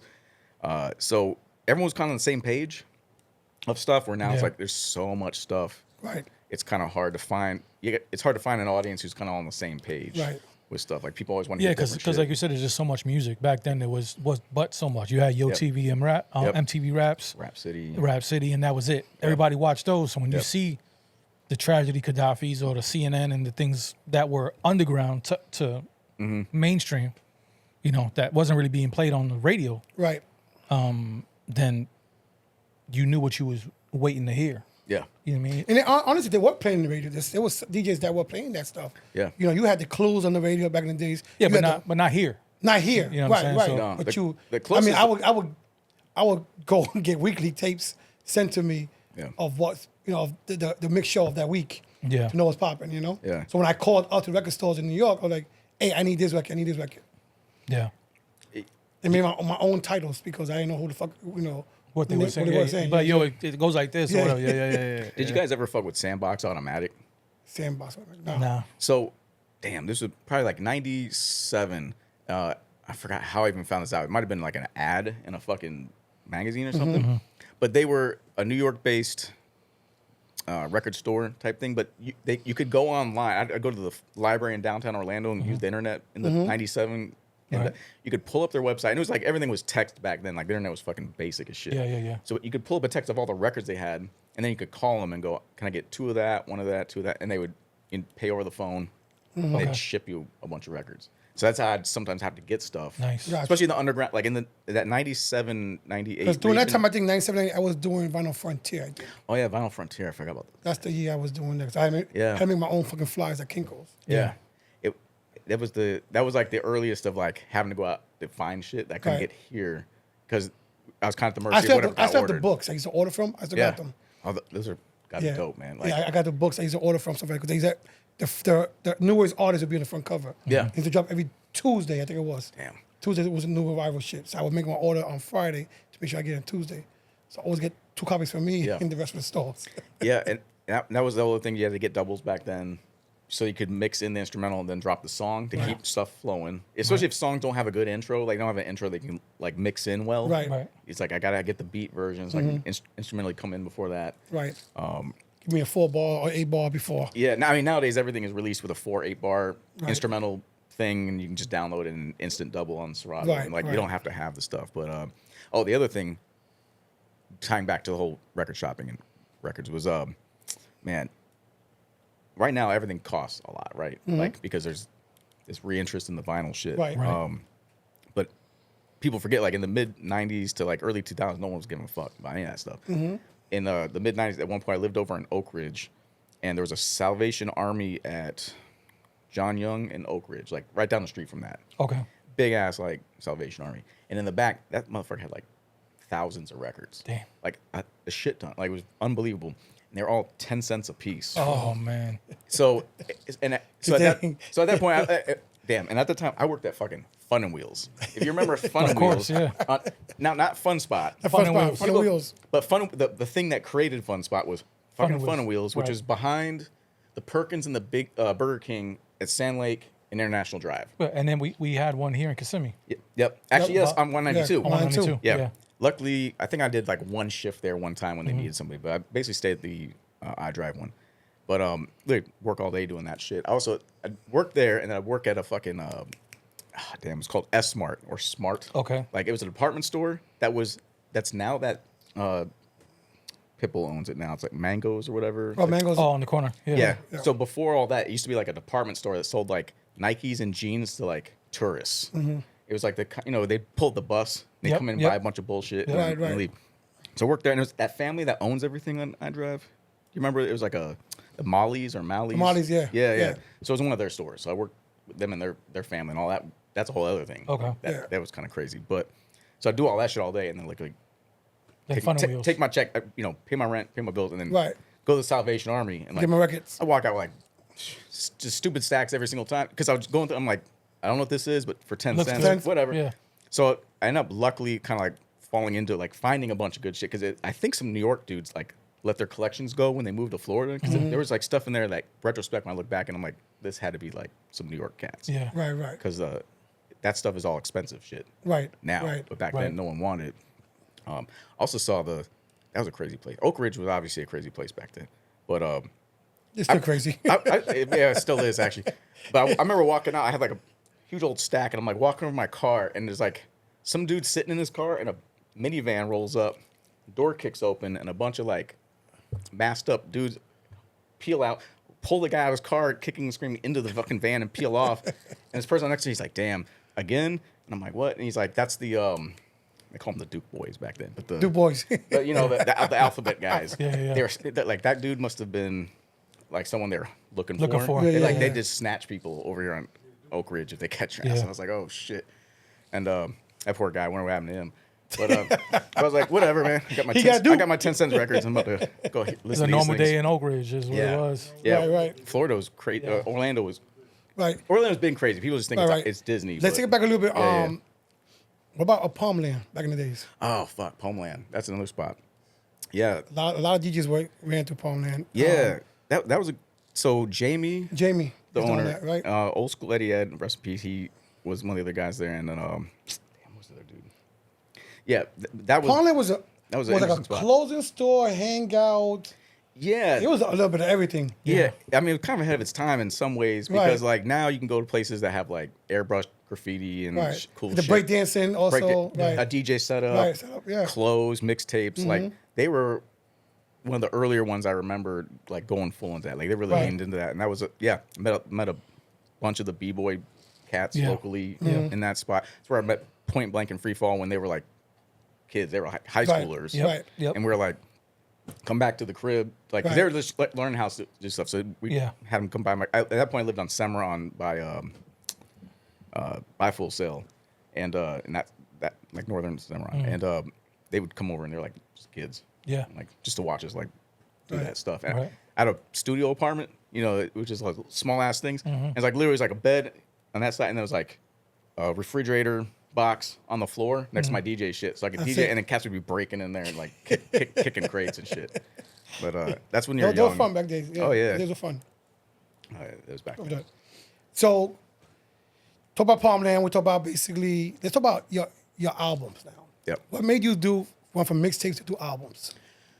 Oh man, I think that's kind of a natural extension. How was that sometimes. leap though? Was it a leap of faith? Was it just like Yeah, because man, because the mixtape stuff I felt comfortable with because like you're doing that all the time, especially back then. Like I'm sure you guys are the same, but like it's like you're constantly sitting there recording. You're mixing and not recording it. Sometimes you're recording and mixing. You're going out and doing gigs and like doing stuff and going, I gotta remember that, like, all that kind of stuff. But early on, I got my hands on a 4-track, a Fostex. a Fostex or a Tascam? It was either one. Oh yeah, Either or. I had one of each, but like I had a 4-track, and I started learning how to like layer on that, like through access. Reading the book on my, I don't know, because at that point I didn't know much about the audio engineering stuff other than what I'd taught myself. Right. Like the only thing I really knew was whenever we moved, like it was my job in the family to put the component stereo back together wherever we moved. So I knew a little bit about RCAs, go to the RCAs, and red to red, white to white, and speaker wires and stuff. So when I got into the multi-tracking, I started learning about like layering things, and like I would try to recreate beats by like looping a drum track on one and then loading up on one of those those Gemini samplers where it was like a rectangle and it had like 2 second, 2 second, 4 second, 8 second like banks. Yeah. And I'd just try to loop shit up on there and like I had a Furman. Drop them in there. The long skinny Furman sampler. Oh yeah. Hell yeah. That's how the beef came from. Oh yeah. And that's just come a whole. The samplers are a whole other thing now. Right. But like at that at that time it was kind of. I mainly got them because of Tap Money actually, because that Gemini one had a pitch thing on it. So Okay. if you had your DJ name on it, you go like you can go Had the trigger. yeah, that kind of shit. And I was doing all that, but it wasn't until in 98. So I went to Full Sail and I started taking the recording arts degree. Okay. In the late 90s, and that's when that school was small as fuck. Like it, not like it is now. It's like massive. It's the whole block. Yeah, it's like It's a whole block back now. then. It was like just a piece of one of those buildings. It was that they now own all that stuff. And a kid in my class was a producer, and he didn't scratch, and I scratched and didn't make beats. So we ended up like talking one day, and he another white guy. We were both kind of like doing the white guy thing, where you're like, "What the fuck's this guy?" Right. Like, what's this motherfucker? What does he know Yeah, about hip-hop? Yeah, and then like one time outside, I hear him say like the word beat nuts, and I was like, "You like the beat nuts?" He's like, "Yeah, man." I'm like, "Oh shit, okay." And we started talking about that, and then it's been like my best friend ever since. Temperamental, he's like a local producer. Okay. He's done a bunch of shit too, but he so we made a deal. I'm like, I'm trying to learn. He had an MPC 3000. Okay. He'd been making beats since like '88. He started off on cassettes, like doing cassette beats and shit. Right. So he started showing me that stuff. So the good part was because when I was trying to, I didn't, there's like stuff that's hard to understand about production. Right. Yeah. first. Yeah. And it's like it's simple, but it's not at the same time. Like Right. looping is simple, but it also isn't to get a good loop. Right. That's In the right loop. yeah, the right thing, because anyone can loop anything. I hear beats all day where people loop something, but it's like, why'd you loop that? That part sucks. Yeah, Like, it's yeah. not interesting, or Right. it doesn't resolve right, or something. It Yeah, doesn't sound yeah, right. So he started putting me on like the basics of all that kind of stuff, and at the same time, I started showing him how to cut. And so for me, that was one of the few times where someone actually like mentored me through, and I didn't have to like learn completely by myself. So Okay. that was a cool part. So he saved me a lot of time, man. So he got me going, but then for like the longest, it's one of those things where when you make beats, sometimes like if you don't put that stuff out, it just builds up. Right. Yeah. And I did luckily get some stuff out in 1999. Actually, when I moved to Atlanta, a DJ lived next door to me. This dude, T-Rock, Okay. who ran in a bunch of DJ scratch crew type stuff back then. He was a decently big dude. He had a deal with Bomb Records. Okay. And I don't know if you guys remember the Return of the DJ series back in the day. It was like a record series where it's just like DJs would record scratching songs, and he'd just put them out as a compilation. Okay. It's a label out of San Francisco. He did a lot of stuff with like Qbert and all those, and Okay. Mixmaster Mike back in the day. This guy in Atlanta had a deal with him, and I bump into him. I jump into a battle. So it actually goes back to Atlanta. So I get to Atlanta, don't know nobody. I jump into battles to like start meeting cats. Right. And the first battle I jump into, Cut Chemist Okay. is the judge. Right. And then local guys. This guy T-Rock, this dude Clever, Okay. who ended up being in all the DMCs. He's actually Yellow Wolf's DJ Okay. now. Okay. But one of the guys I ended up battling is this kid named Lord of Swad, who is DJ Lord of Public Enemy. Okay. Now. But that's when we were all just nobodies. Right. Right. It was from that battle I meet this kid, and he's like, I need beats. And I was only like a year and a half into making shit on MPC, but I came through the house and my playing stuff, and he's like, oh, I'll take those. And he takes them home and uses a multi-track cassette to record scratches on. And that got put out in wax in 99. Okay. It's called Who's Your Daddy? He's on the cover putting a turntable onto a tricycle. So if you ever see it, it's like he's trying to teach a turntable how to ride a tricycle. Yeah. That's the cover, which is actually Temperamental's kid's tricycle for the photo shoot. Like he lent him it. And, and from that point, I really just popped up a lot as like session scratching. Like people just reach out, especially at Full Sail. Like I'd have students who go, oh, I'm doing this. Can you do some cuts? So a lot of it was just through that stuff. Yeah. And it wasn't really until recently, like the last few years back, I started working for a label in Wisconsin. It's called Loretta Records. Okay. And the dude who owns it, runs it, his name's Observed Since 98 is his name. He is kind of part of that whole rebirth of that kind of like scene. He put on like a lot of these dudes before they were big. Like he's got a really good ear. He's really good at like finding MCs who haven't kind of blown up. Right. Doing work with them. Because at the time he had some of the earliest, like he was put on Conway and Benny the Butcher and all these guys on before people were checking. On Loretta Records. Yeah. Right. So he so actually if you guys know Midas, local MC Midas, Yeah. he was on a song with this guy, and the guy was like, damn, I need to find someone to do cuts. And he's like, oh, I know a guy. So he put me in contact with him. And I started doing some cuts for him, and doing some engineer stuff. And at one point, he's like, what do you want for this? I go, actually, what would be more beneficial than you paying for the cuts? I'm like, is help me like put some stuff out because you understand this stuff better. Because I didn't have anyone talk me through the process. The business portion of it, right? Yeah. So he's like, so this is how it works, especially in the modern independent scene now. It's very like merchandise oriented. It's about making cassettes, vinyl, CDs, things like that, like collectible stuff. Right. Even though most people don't have record players nowadays, they just want Actually, the record. now they actually They're do. buying them. Or if They're they buying do it's a Crossley or something, Right. unfortunately. But Yeah. hey, it's something. And he's like, oh, yeah, sure. So I sent him like some stuff. And I had an instrumental project I'd put out before I started messing with this guy. And it was, if you ever seen the movie Aliens? Yeah. Yeah. So remember there's like the chick, the Marine chick who has like that machine gun that's like on a harness Yeah. kind of thing. So I had these like beats and I was like, you know what? Everyone does these projects. It's always like Capone and like gangster stuff. Right. Like it's too typical. I go, you know who's more gangster than those dudes was that chick in that movie because she'd not give a fuck. Right. So She was by herself. Yeah, Vasquez. Vasquez, yeah. Yeah, so I was like, I'm going to use that as the thing. So I took movie clips. So I have an instrumental project where it's like her story from the movie, but told through beats. So I used movie clips of from the beginning where they wake up from stasis all the way to like getting ready to go, like they get trained, like go down to the planet side. They're like looking for the civilian people. Then they run into the aliens and then it's a whole trying to escape. And then the whole thing dies when she dies. So it doesn't continue like follow Ripley or any kind of Right. shit. It's like when she dies, it's like the end of the mixtape kind of thing. So it just follows her shit. And he was like, oh, that's crazy because it's kind of a weird storytelling thing. Most people's beat tapes are just straight up beat tapes. Yeah. Right. Or it's just got a very basic theme to them, but they don't carry it through. So I was like, nah, I'm ripping movie scenes and like working them into the songs and the whole thing. So it's supposed to like, you can listen to it and it tells the story. And so I ended up fixing it a little bit because before I just put out myself, like Bandcamp style, like Right. So then he was like, no, we'll do it officially. He redid the artwork so that because he understands that scene. Right. What about the clearance on it? There ain't no clearance. What clearance?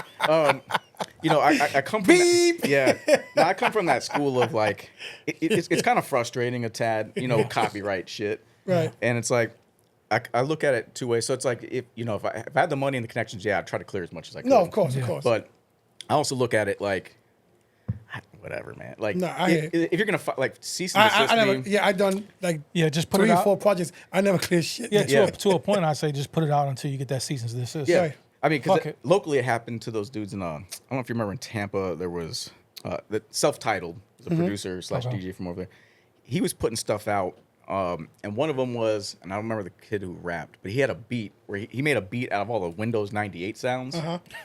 And the dude was like rapping about like computer shit, metaphorically. He's like, I'm at the space bar having a drink, you know, that kind of stuff. Right. And it was all computer-based shit, and he got like a cease and desist from like Windows. Like they hit him up going, can't use our shit like that. So you had to like stop. So I was like, okay.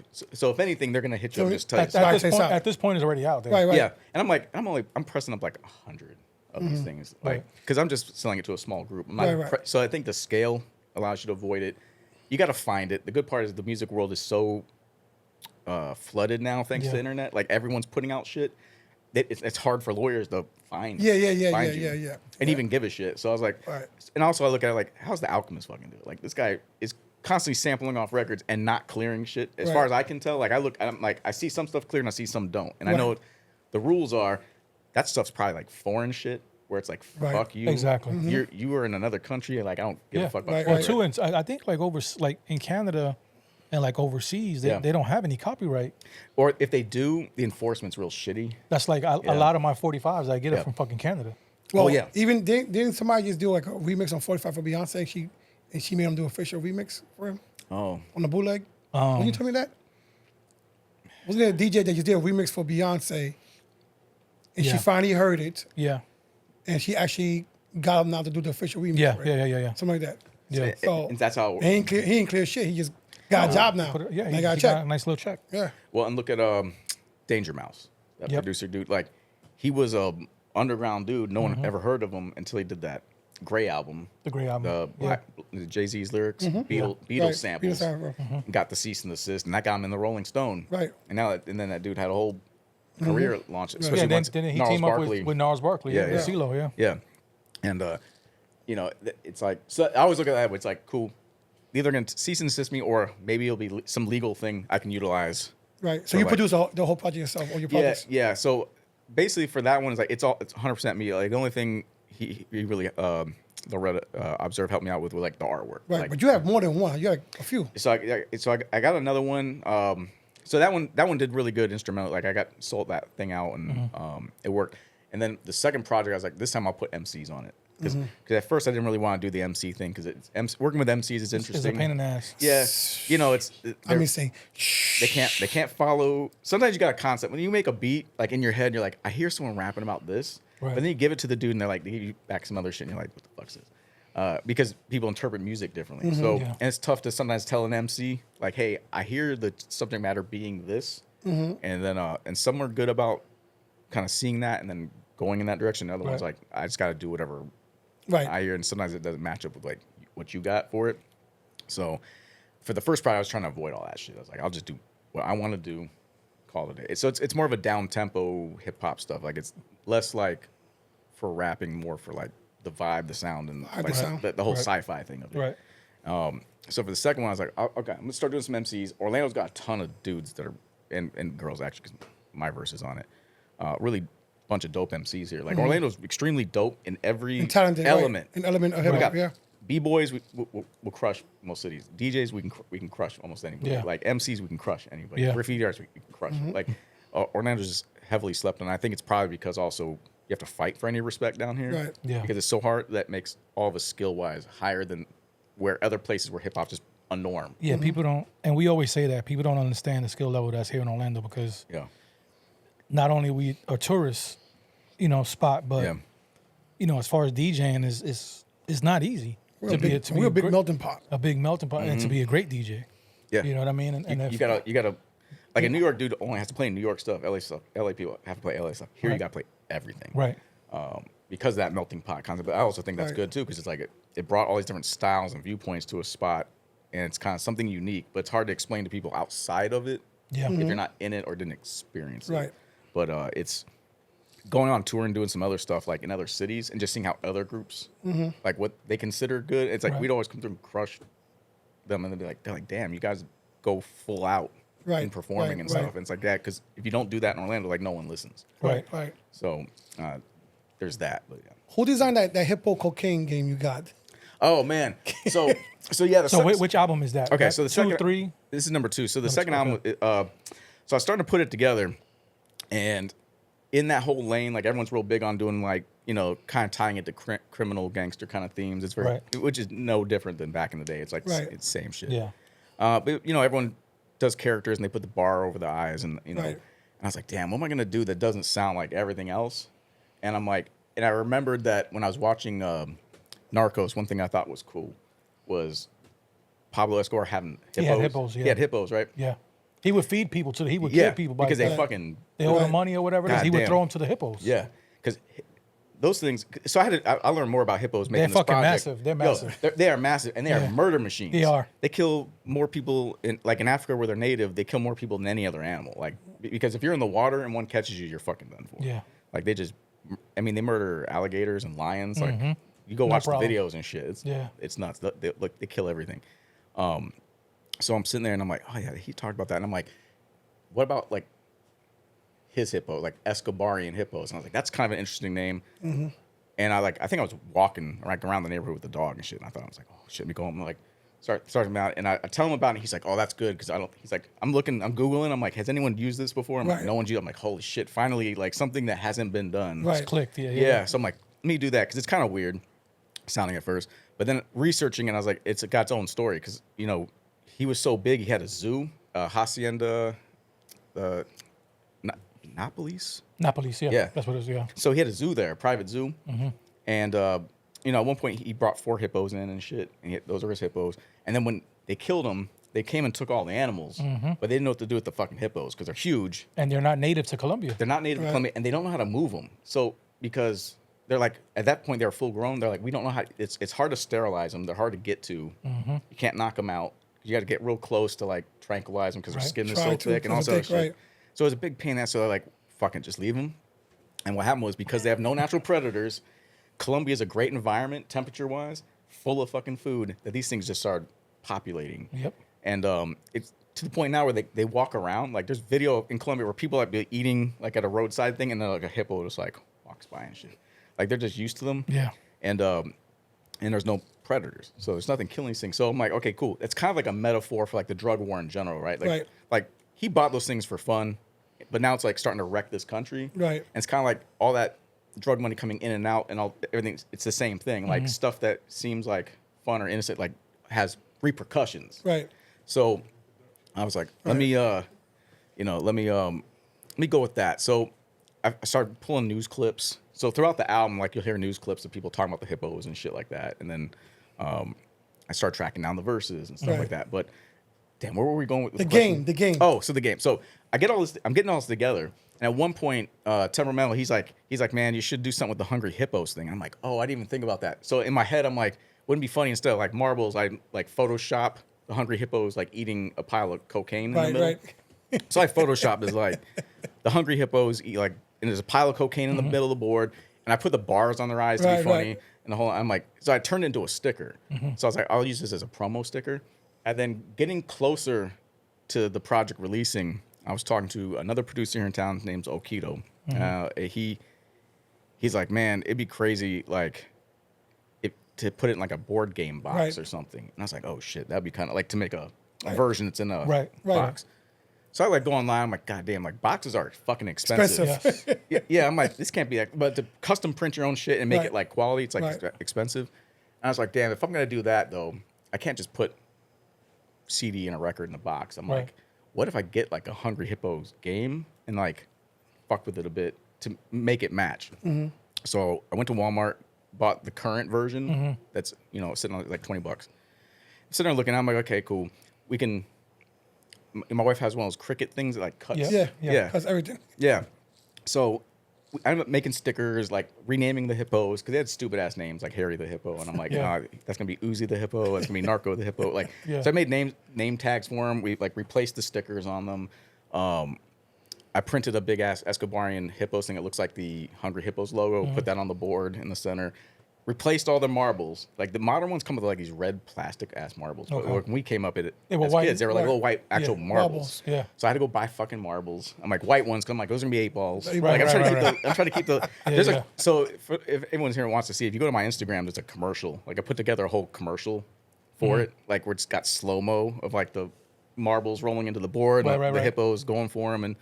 My wife did the voiceover and like pitch shift her voice because everyone's like, I hate my voice. I'm like, all right, pitch shift it. But it's you know, I did all that. We put all this shit on the episode. Oh no, it's great. It's crazy. I'm like, I gotta go the full route. So I went and got like stuff so I could cut bars out and glue them to the little hippo's eyeballs. So they got like they're barred out like the sticker. I glued sand to their noses. So you only have one of these? No, so there was one. I made one as like a prototype. And I was like, can we do this? And it was a pain in the fucking ass to put together. But yeah, they got like Coke around their nose the whole night. Like I glued white sand to their nose and the whole nine. Because I'm like, you're not going to really play it. It's just more of like I was going to mainly use it just as like to promote on a video. Kind of thing. But then people, like when I first started posting pictures, people were like, are you actually putting those out? And I'm like, I didn't plan on it. But someone's like, I'll pay for those. I was like, So I ended up making 7 of these things. Oh, shit. And never again, like my wife's like, never do this again. Because it was like a project. No, absolutely. Each one of them. Yeah, and balance is the mission.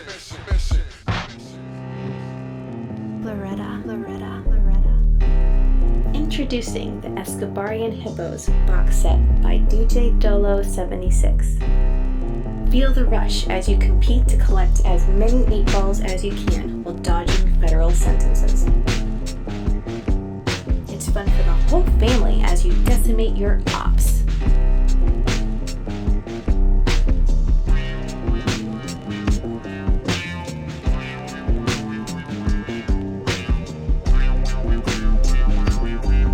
This set is housed in a custom box featuring artwork of both vinyl cover variants and includes the game, a copy of the record, the cassette tape,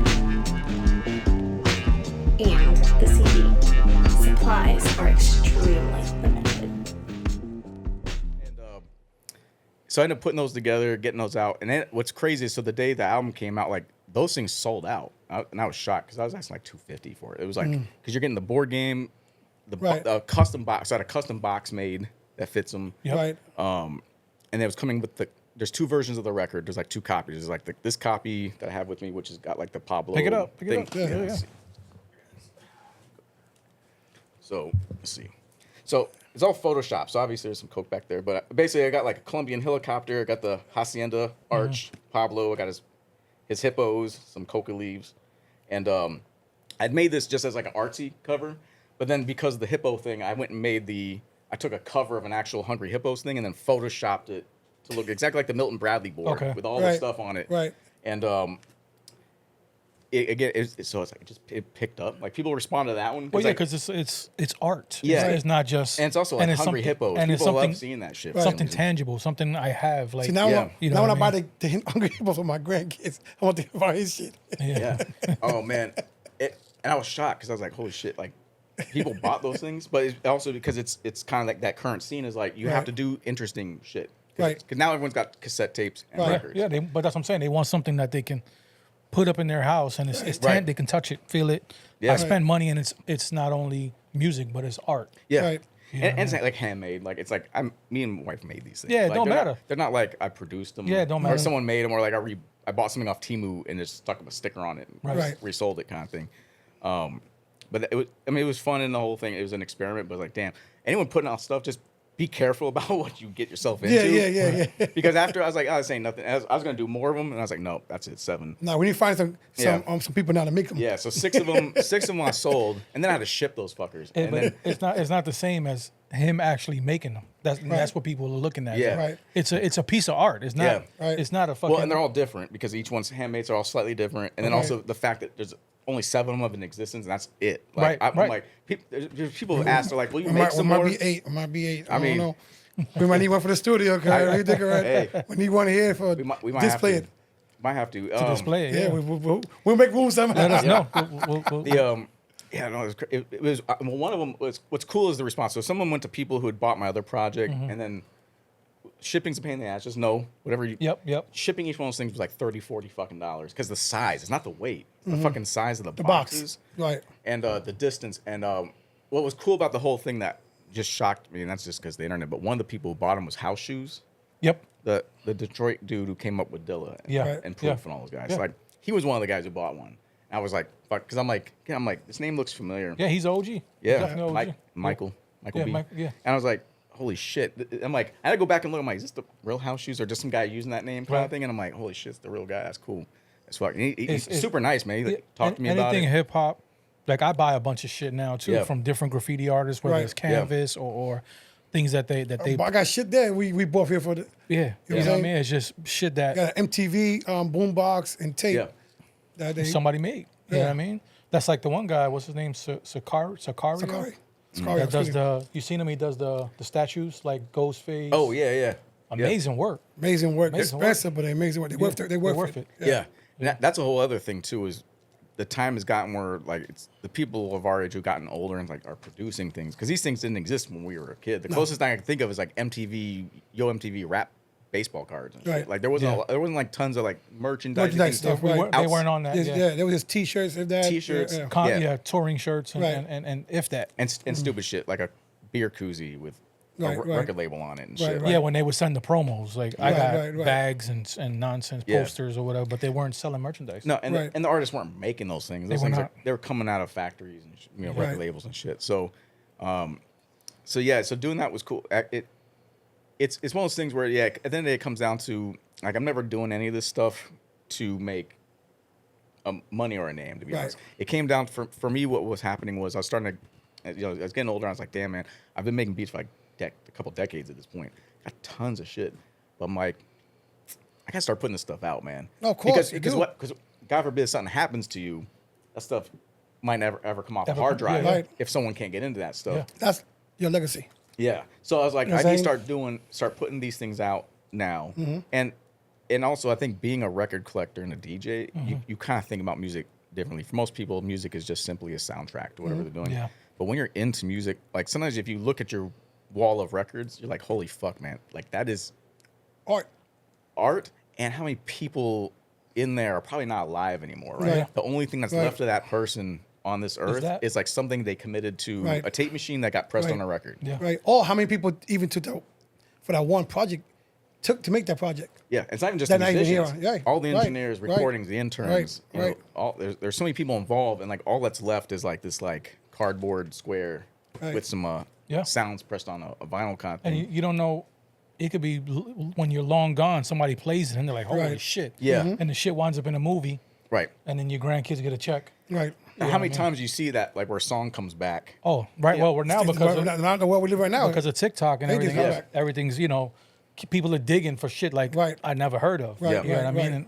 And it's, right now where to make money is that you get your shit placed in a movie or a commercial or Right, a video right. game. Yeah, and Right. it used to be weird because coming up, that was the opposite. You didn't Right. want your shit because Yeah. that meant it got diluted or like Of course, it was right. what you sold out. Or whatever. Right, right. But now it's like that's the goal now. Right, Is to right. get that stuff there. But I always figure at the end of the day, it's like, look, if stuff picks up, cool, and if it doesn't, it's like this is just stuff that some kid like me, how I stumble upon some dude from the '60s record that's got some dope shit to make a beat out of, and kind of bring that back into sound. Yeah. Is like so I'm hoping some kid will stumble on my shit and like be listening to it and like damn, and then like look me up, maybe find other stuff kind of Right. thing. So it's like, it's more about that than it is a lot of the other stuff. Because like I work a regular job, so I don't have to try to make money off Right. this stuff. Because that's the Yeah, problem. Like it's great to make money, but when Yeah. you do, you sometimes have to sacrifice what you want to Right. to do that. Yeah. And I was like, if I have a regular job and that's covering my bills, then I don't have to like DJ or do production Right. to That's- to make someone else happy. That's extra stuff. Yes. That's Yeah. what makes you happy. Yeah, And- Same and- with gigs. Like I don't gig Right. very often, especially nowadays. But it's like if I do, it's because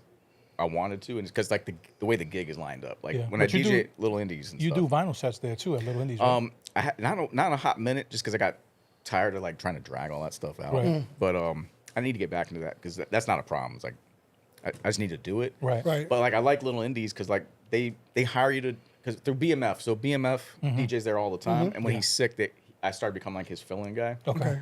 And then the Jennifer she books, she was like, I like what you're playing. Like, would you come back, start coming in more regular? And I'm like, sure, because at that place they don't hire you to like play what they want. They're like they bring you in because they like what you play. Right. Right. And they tell you, they're like, if someone comes up and is bothering you, tell them to fuck off. Like they have Right. requests. Tell And them that's to fuck on off. Mills, right? Yeah, That's on Mills, and right? that's rare because like most places are like, no, if someone requests something, Right. you Gotta fucking play do it something. because Yeah. I want them to stay and like drink. Right. But the key is like what I like about spots like that is they're like, we don't care. Like we want the vibe that you're curating. Yeah. And if people don't like it, it's Mills. Like walk down the street to another spot. Right, Right. But exactly. because the thing is, if you're in a zone, you're playing stuff, and you get a crowd that likes what you're playing and it builds up in there, they're Yeah. gonna drink. Yeah. Right. And the bar is gonna make its money and stuff. Yeah. Right. But and it's been great because for the most part, everyone who goes to that place kind of knows what's up. Yeah. But then sometimes I'm in there and I'm playing something, and some dickhead walks up and is like wants to hear Green Day or something. Right. And Yeah. It's so cool to go. Fuck off! I don't have any of that on my laptop. I don't own a single Green Day record. Like, get out of here, dude. Especially when they're like, everyone wants to hear this. Right. You So you always yeah, get that guy. Yeah. And then what happens is either they leave Yeah. or they just They stay and they keep on drinking. That's it. well, Yeah. they stay or you play it and they right. they're like, did you play the song? Motherfucker, you was here. I just Yeah. played the shit. Yeah. You didn't hear it? Yeah. No, they're almost as bad as those chicks who are like, me and my friends are gonna go if you don't play. Blah blah blah. Bye. And it's like I hate Like, that so like much. bye, Felicia. Or Yeah. or they're like, can you play it because we're about to leave and no.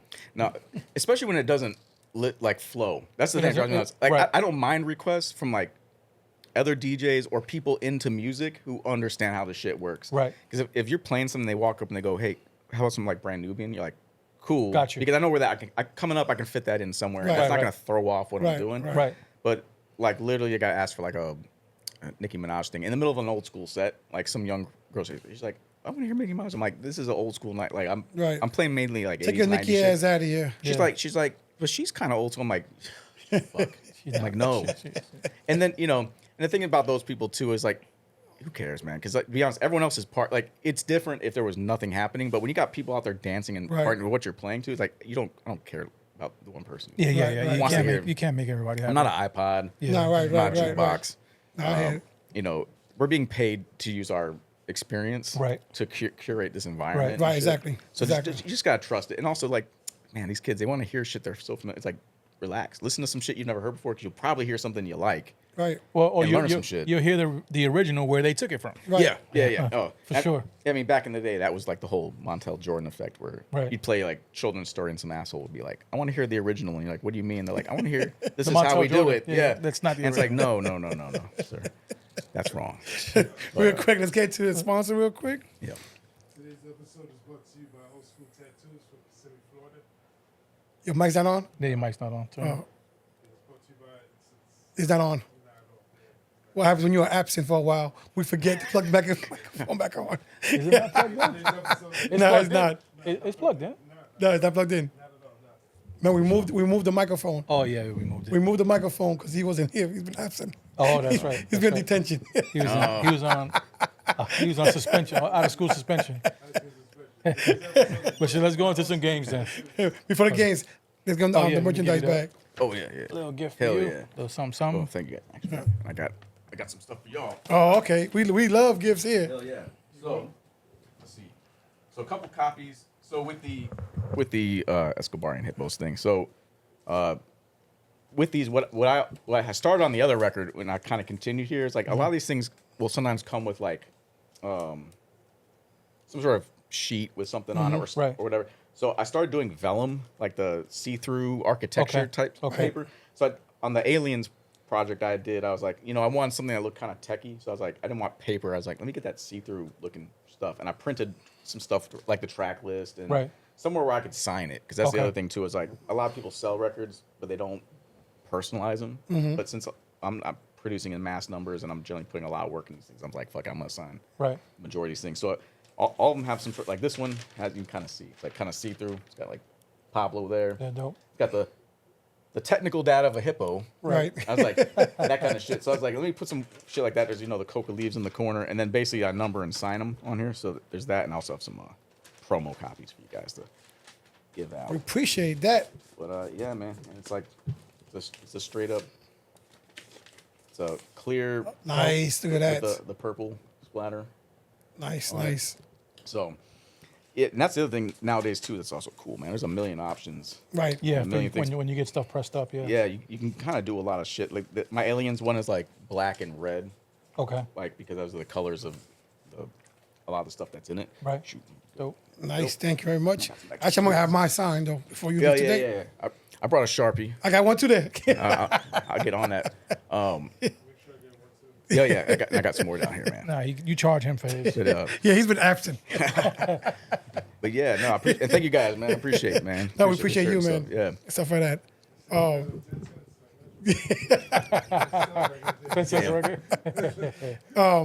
Want to do the games? Yeah, let's go into the first game. So let's do. You know what? Let's do first. I want to try the new game. We got a new game. All right. So this game right now is called Itching for a Scratch. Okay. And actually the scratches are from a good guy, a friend of ours called DJ CJ. Okay. Stuff like that. He actually gave me 8 scratches. And it's a new game. Okay. We're gonna test it out. Test it out. So you got to tell us the name of the scratch. Name of the Oh, scratch. okay. Cool. Stuff like that. Cool. Yeah. And hopefully we have the right names. Oh yeah. So Now, this is a crazy concept because Yeah, it's something different. I like it. We trying Yeah. something different. trying different. Let's You ready go- for the go- first one? yeah. Yeah. Ooh. That was the first scratch, right? Yeah. Then don't mix it around because then you fuck me and Coretta up. Facts. Well, one band, 1, 2, 3, 4. Yeah. Yeah. Man. So top one you press Play the it, first play one, it right? again. Play it again. Yeah. One more time. Oh man. That's bank 1, right? Okay, thank you, sir. So based on the sound, it sounds like they're transforming and doing a tear Okay. at the same time. Okay. But I don't know if that's what they're gonna call it. It also kind of sounds like an orbit a little bit. It That's doesn't. Orbit, that's what it is. Orbit? Yep. Nice. Orbit? Yeah. Is that Number orbit? 1. Yeah, orbit, like a 2-click flare. No, Or- 2-5. No, it's actually called Autobahn. Autobahn. Oh, the Autobahn. Autobahn. Yeah. So yeah, the Autobahn is like you're kind of doing a chirp. Who but the you're- fuck but came you're- up with these names? but yeah.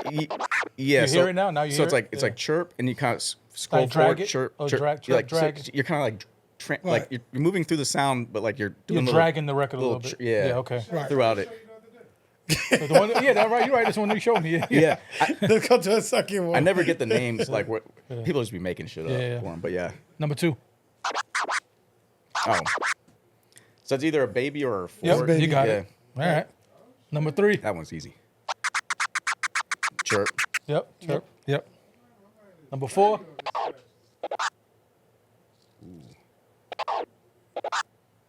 Sounds like a. One more time. Oh, that's interesting. So that one. It sounds like a transform, but they're dragging it too. I hear him dragging it forward and backwards. Right. Is that It's a twiddle? No, crab. Crab. Oh, that's a crab? Yeah. Oh, Play it it's- again. You hear it now? Oh, I hear it. Yeah, okay. Okay. Yeah. Now yeah, you yeah. hear the Yeah. At first, I didn't. I was paying attention too much to like the dragon noise, but it's like, Yeah. I have a story about that too, real quick. You guys. Yeah, go ahead, yeah. So yeah, before the internet existed, mid '90s, we heard on some song someone crabbing on something, and it might have been a Qbert mixtape. I think it was called Demolition Breaks, and like we're like, what the fuck? How's he scratching that fucking fast? Because back then it was all Gemini faders and realistic pyramid mixers and shit. With the worst cutoffs on earth. Like you gotta throw the fader lid all the way across to turn it off. Like what the fuck are they doing? And me and SBS were figuring all day trying to figure out like how are they getting these really fast cuts. We could not figure it out. And then he goes to a house party and sees Jay Storm, and Jay Storm had like spent some time on the West Coast around those dudes. Right. So he came back to Florida knowing how to do a crab scratch. Right. And this is around the this is around the time of the Vestec 05 was now the mixer. Right. Where it had the cutoff. Right. So he I remember he hit me. He's like, "Yo, I just saw how he's doing that." I'm like, "Come through the crib." And he's like, comes over and he's like, "Man, he was moving his hands like this," and we're like, "What the fuck?" Because back then, you guys probably been the same. Like basically, you usually just kept your hand on the fader. Right. Like you didn't tap it. Yeah, you didn't tap Right. it. Yeah. Like that was like he's like he would brush his fingers and it was like, I'm like, holy shit! I never even thought about fucking using multiple Three fingers to hit fingers, it yeah. like at once. So we sat there. We put on a long noise. You remember scratch records have that long part where it's like forever, like for like 2 minutes. It'd be like just let that shit run and sit there and do this and still start going and then running around busting out of places and people are like, what the fuck? Yeah. And, but like but we had to wait for someone to like go Right. experience it, Experience somewhere, it, bring right. it back. Bring it back. And he was doing it and like Speed's like, I saw his hands. He was like that. And we're like, holy shit. Yeah. So it's like nowadays you literally go YouTube and go to scratch school and they'll they show teach you it how all. to do But it. like Right. back then it was almost like a arms race of like trying to keep some of the stuff secret so you Right. could do stuff people couldn't do. Right, Like right, you had to right. like study everything and like Yeah, it's not but like that no goddamn. more. But yeah, Let's go next I remember one. that.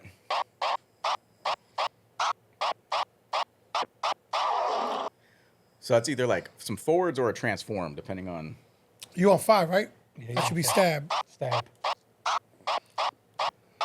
Oh, that sounds weird to me. You know why?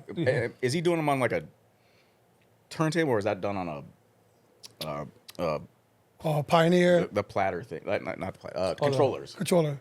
I think it's I'm asking that. I don't think it's a turntable. Because you know what? It's throwing me off. What threw me off about that one is stabs usually go high pitch because you're Going high. You're pushing the sample while you're clicking it on real quick. So it's like usually it's like shh. That one sounds like different to me. But I get it now. Yeah, it does sound like a stab now that you say that. Let's go number 6. Oh, that's number 6. Okay. Man, that sounds like a baby too, but that could be a tear. It's a tear. Tear. Yeah, Yep. It's a tear. That's a transform. Yeah, transform. Yeah. That one straight up. Man, that almost sounds like a You said it earlier too. 2-click flare, Yep, basically. exactly. Yeah. Oh yeah. Oh yeah. See, DJ don't know his shit. Yeah, he He knows know his his shit. I love scratching, man. That's mine.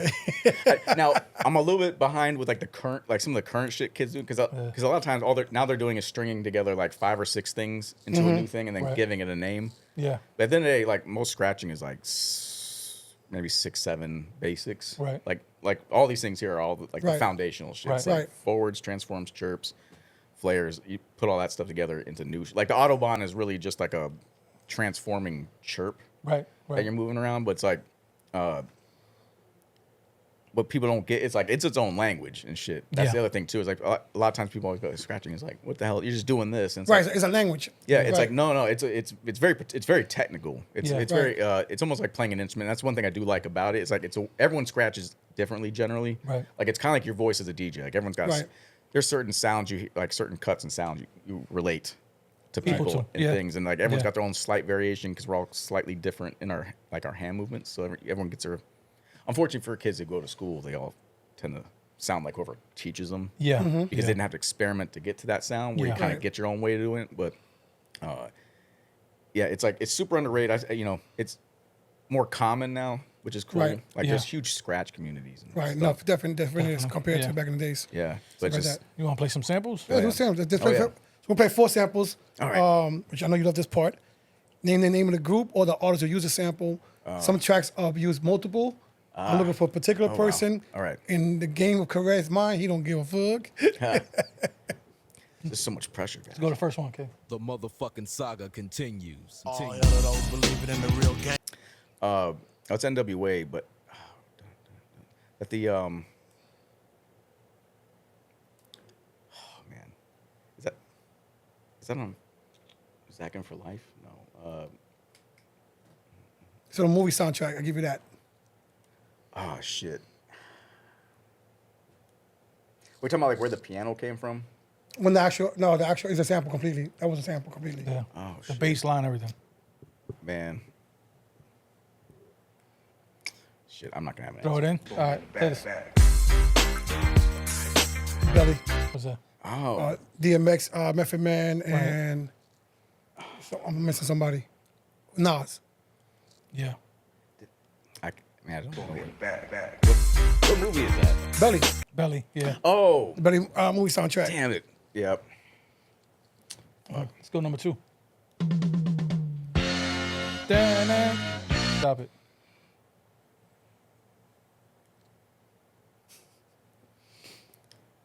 Oh man. We hear it again. Play it briefly again. Ah, You give shit. Correct more work. Damn. What do you think it is? Man, I'm drawing a blank now again too. Oh shit! I'm stepping on the bag. Damn. He done crushed the Everybody- brown paper That's bag. what everybody says when they hear that shit. You don't even got to So play Annie the whole Up song. really came from that? Yeah. God damn. Yep. But, who was that? DR period? That was DR period. Yeah. Yeah. They Which did Annie Up. super slept on. Yeah. Damn, that was good.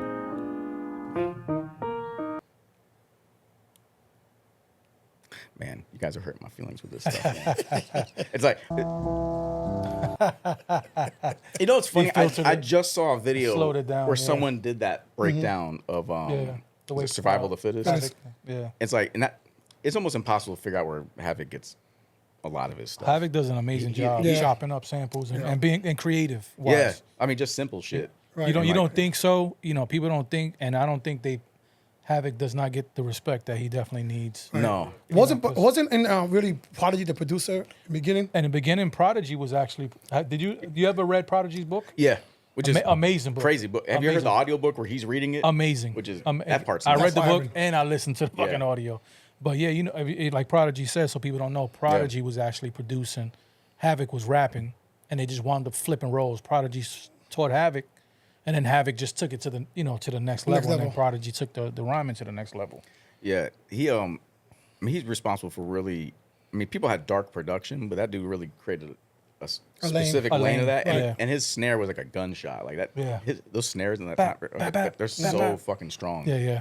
And, That's where Alchemist, Yeah. Alchemist took it, picked it up, and he made it even better. Right. Yep.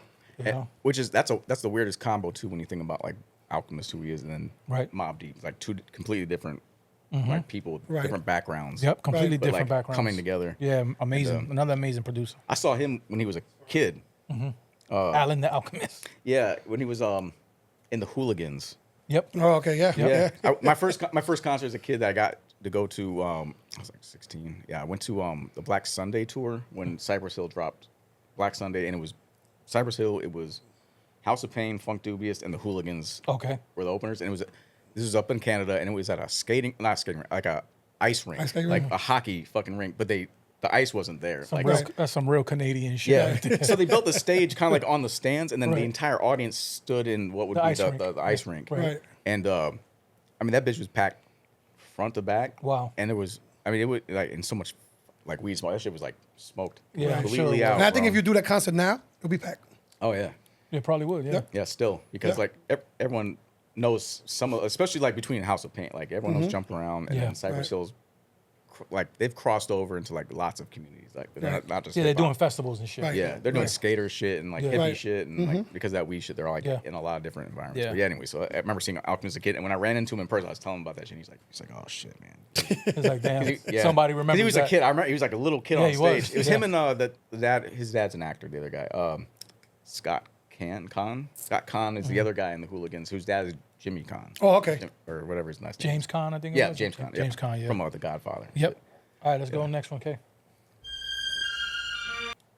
Change Gun Come. Sam Cooke. Damn, a lot of people use that one.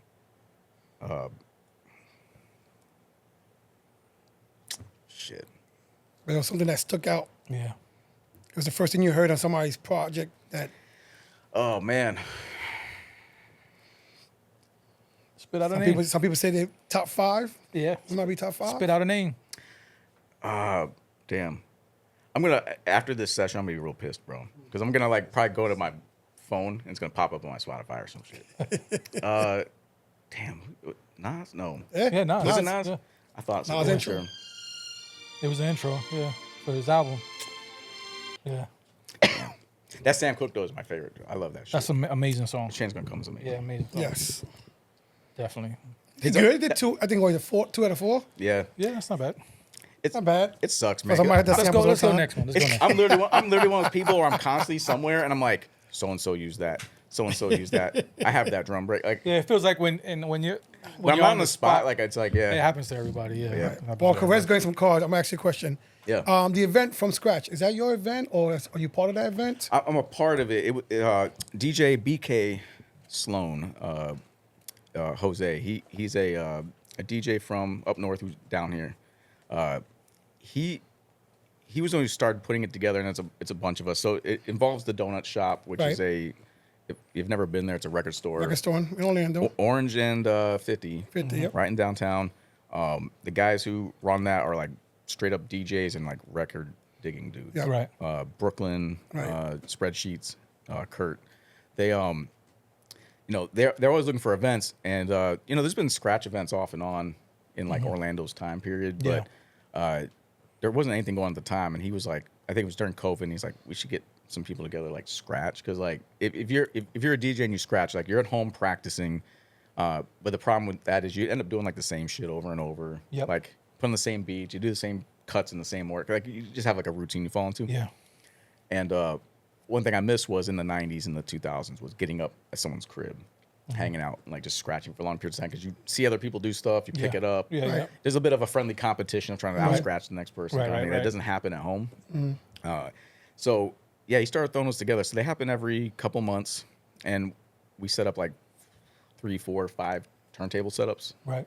And then usually a couple producers come in. So that way it gives producers an opportunity to like play their beats. Because also when you make beats at home, like you hear shit at home, it's different than when you go somewhere and hear it in a different environment. Right, It's kind of right, nice. right.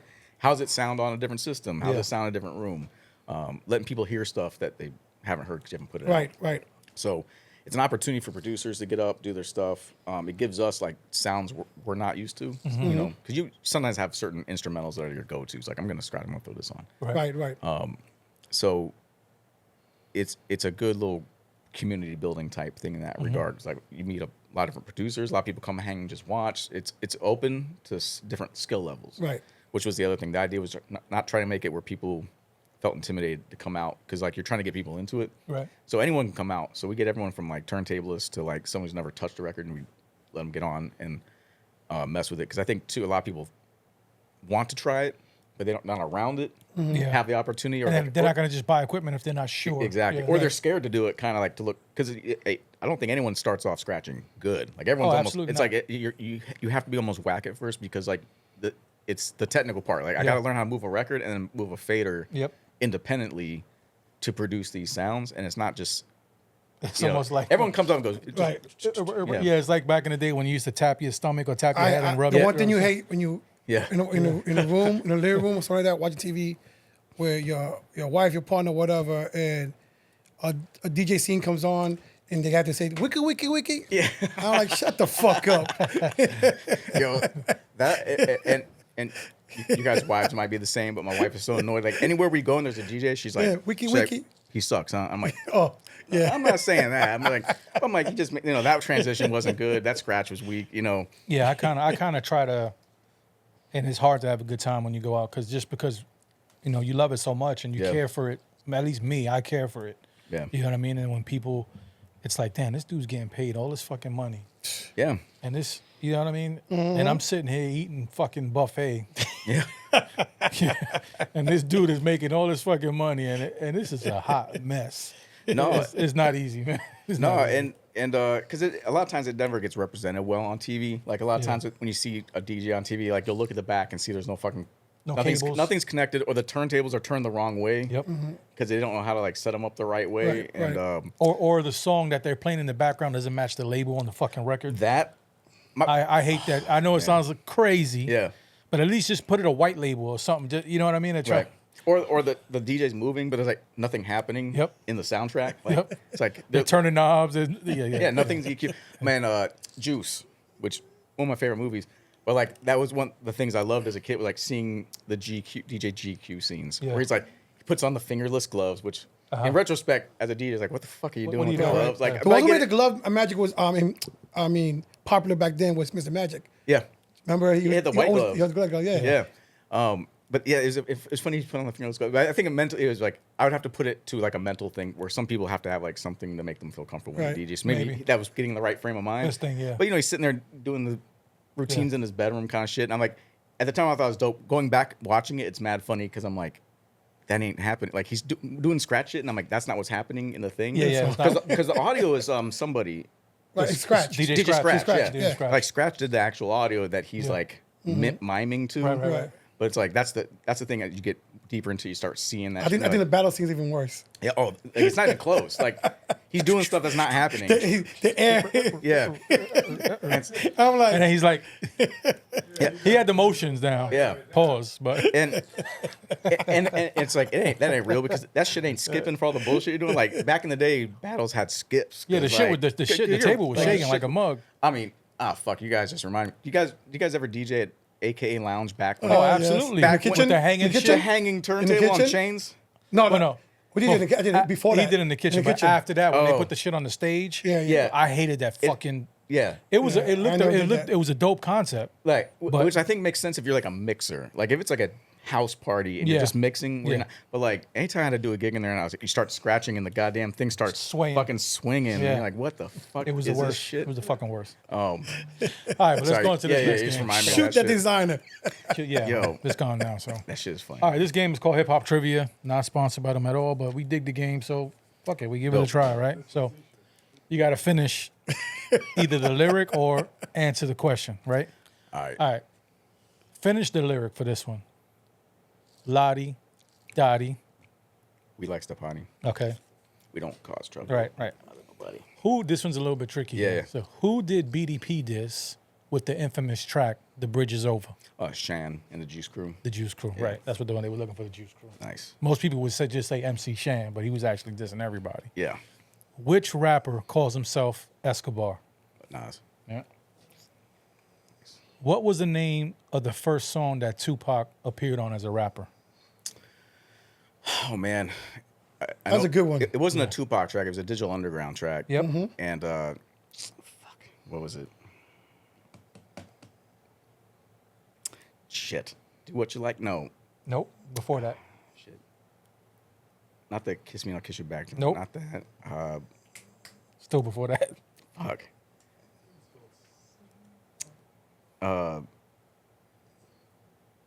God damn You it. probably hear it in your head too. You just don't. Yeah, I can't. You got me, man. It's been a hot minute. Same song. Oh, same All song. around the world. Ah, fuck. same song. Damn. Yeah. Dope. Yeah, people forget when he was a dancer and shit. Right. So, who did Mace start his rap career with? Oh, Children of the Corn. Children of the Corn. But who was a part of Children of the Corn? Big L, Cameron. Some of McGruff. Yep, McGruff. Yeah. They was looking for Cameron, but yeah, Children of the Corn. Yeah, man, that actually but mostly definitely, underrated. All of them. Yeah, which was like I don't want Mace. I want Murder Mace. Yeah, so that's the thing. Saying? That's the thing I think like with Mace and stuff. I was kind of more combative towards like a lot of that stuff that started coming in the later '90s. Like I was anti-commercial and it's the same thing shit. with Cameron. Killer Cam. People think that Cameron could spit. No, Cameron's ridiculous. Killer Cam, you know what I'm saying? And that's all, but they had Big L, and that wasn't a. You know what I mean? You had, you can't be in a group with fucking Big L if you're not spitting, especially. No, you know what I mean? Like, no, rest in peace to Big L. Definitely missed. You know what I mean? But I want Killer Cam and I want Murder Mace, yo. Yeah, that was album now. But I want Murder fucking Mace. I don't want no. You know what I mean? Yeah, that was a hard thing because I didn't understand. At first, I didn't even know it's the same dude because I just remember Murder Mace hearing these like verses on recordings and shit. Right. And when Puff Daddy Mace comes out, I'm like, I didn't even like click it. It's the money. It's the money. You know, and it's the and it's like if you're not gonna make you got to get on the radio to make money, and I understand it. But and it's also the age I was at that time too, because I'm like, at that point I'm like, late teens, early 20s, and it's like Mace was doing that song with like it was like the fucking theme song from the Rugrats or whatever the fuck it was. From the movie. Yeah, that kind of shit. And that's with like, Maya. That's like the last thing I fucking want to see or hear is that kind of shit. Yeah, so I was like, I ignored a lot of that kind of shit. But yeah, the children between Big and honestly, Big we could get man. 2 albums. We could get actually Killer Cam, Murder Mace album. Yeah. Yep. And believe it or not, we could probably get Children of the Corn album too. Yeah. There has to be some Big L verses that have never been released. I wouldn't even mind McGruff is still out. If they reuse Big L's verses. I wouldn't even mind, mind that shit. You know what I mean? Like that would be amazing. But all right, let's go. And I want it on vinyl. Yeah, shout to them. They doing their thing with their podcast too. Top 5. Let's go top 5 producers for you. No order. Cool. No order. I have to put DJ Premier in there. Okay. And that might be a 1 even if I'm not ordering it. Just as a person, what I've always liked about his stuff, it's like it must be an ear thing or it's a sound thing. Like he didn't always sample like the known shit or take stuff directly like off the Ultimate Breaks and Beats things like other cats like were everybody doing. else did. He was pulling some interesting stuff. He had a great ear at pulling out like a 4-second, like Mass Appeal is like a 4-second loop of a jazz record. Like it's a Vic Juris. It's called Horizon Drive. It's like a jazz record, and he's a guitar guy. Okay. So it's like music, him guitar noodling all over it and shit. Like, and that song, like, so I tracked it down because it's the Mass Appeal thing. I'm like, I got to hear where this is from and shit. And I find it. I'm like playing it. I'm like, have you tried a Mass Appeal scratch? Yes. Oh yeah. Like, and that's the thing about Premiere was it was very like all those albums were so important because I'd listen to them and then go back and try to figure out like. Yeah. And also he was the one that made me start thinking about like it's not just like cutting the shit out of something because Premiere can do all that, but he also can go minimal, and sometimes it's just the simple but funky just dropping some stuff in with some like flavor kind of stuff. Right. But he wasn't going in there like just destroying it. No, he wasn't going crazy. Yeah. So he knew how to have scratches be a vibe for it. So yeah, Premiere's up there, and again, still to this day, obviously like stuff he does. Though you can tell, unfortunately, sometimes with the older DJs, you can tell when they stop like learning new stuff. Yeah. Because when I hear scratching, I hear like language, right? So for him, it's like he speaks a language of a different time period now. Because now like you got 4-year-old kids who are doing like quadruple crab flares. And stuff, and it's like all this crazy shit. Yeah, but I think if you're looking for a Premiere track, you want to hear Premiere from the 90s. Like, Yeah. You know what I mean? Like I'm looking for I'm just looking for like a good It's new, good scratch hook kind of stuff. Yeah, like that just is to the point, nothing crazy. Like he just has it. So for him for sure. DJ Muggs is another one. Okay. I think Muggs gets slept on. Right. He's kind of like rebirthed himself a bit lately because he does this stuff with like Rock Marciano and all like this whole Griselda thing. Like he's got kind of a new life. Because of that, which I appreciate because one of my other top 5s is the Bomb Squad. Okay. Because when you get into sampling, like those guys were the kings of like layering. Like any Public Enemy song, especially from Nation of Millions, Fear, or even Ice Cube's first album. Or the Ice Cube shit is. I love all that shit. Like they were the kings of literally like using millions of things and using things that were weird. Right. Out of order, like not just like finding a cool sample, but like we're gonna take this weird thing and we're gonna like bring it in there. And sometimes they have something that comes in one time in a song and it never ever comes back. Right. Like getting into it, like they had stuff that was like 80 tracks deep. Like they would record on a bunch of tracks in the multi-track and then bounce that down to open the tracks up, add more stuff, bounce them down. Like they were just layering in a ridiculous way.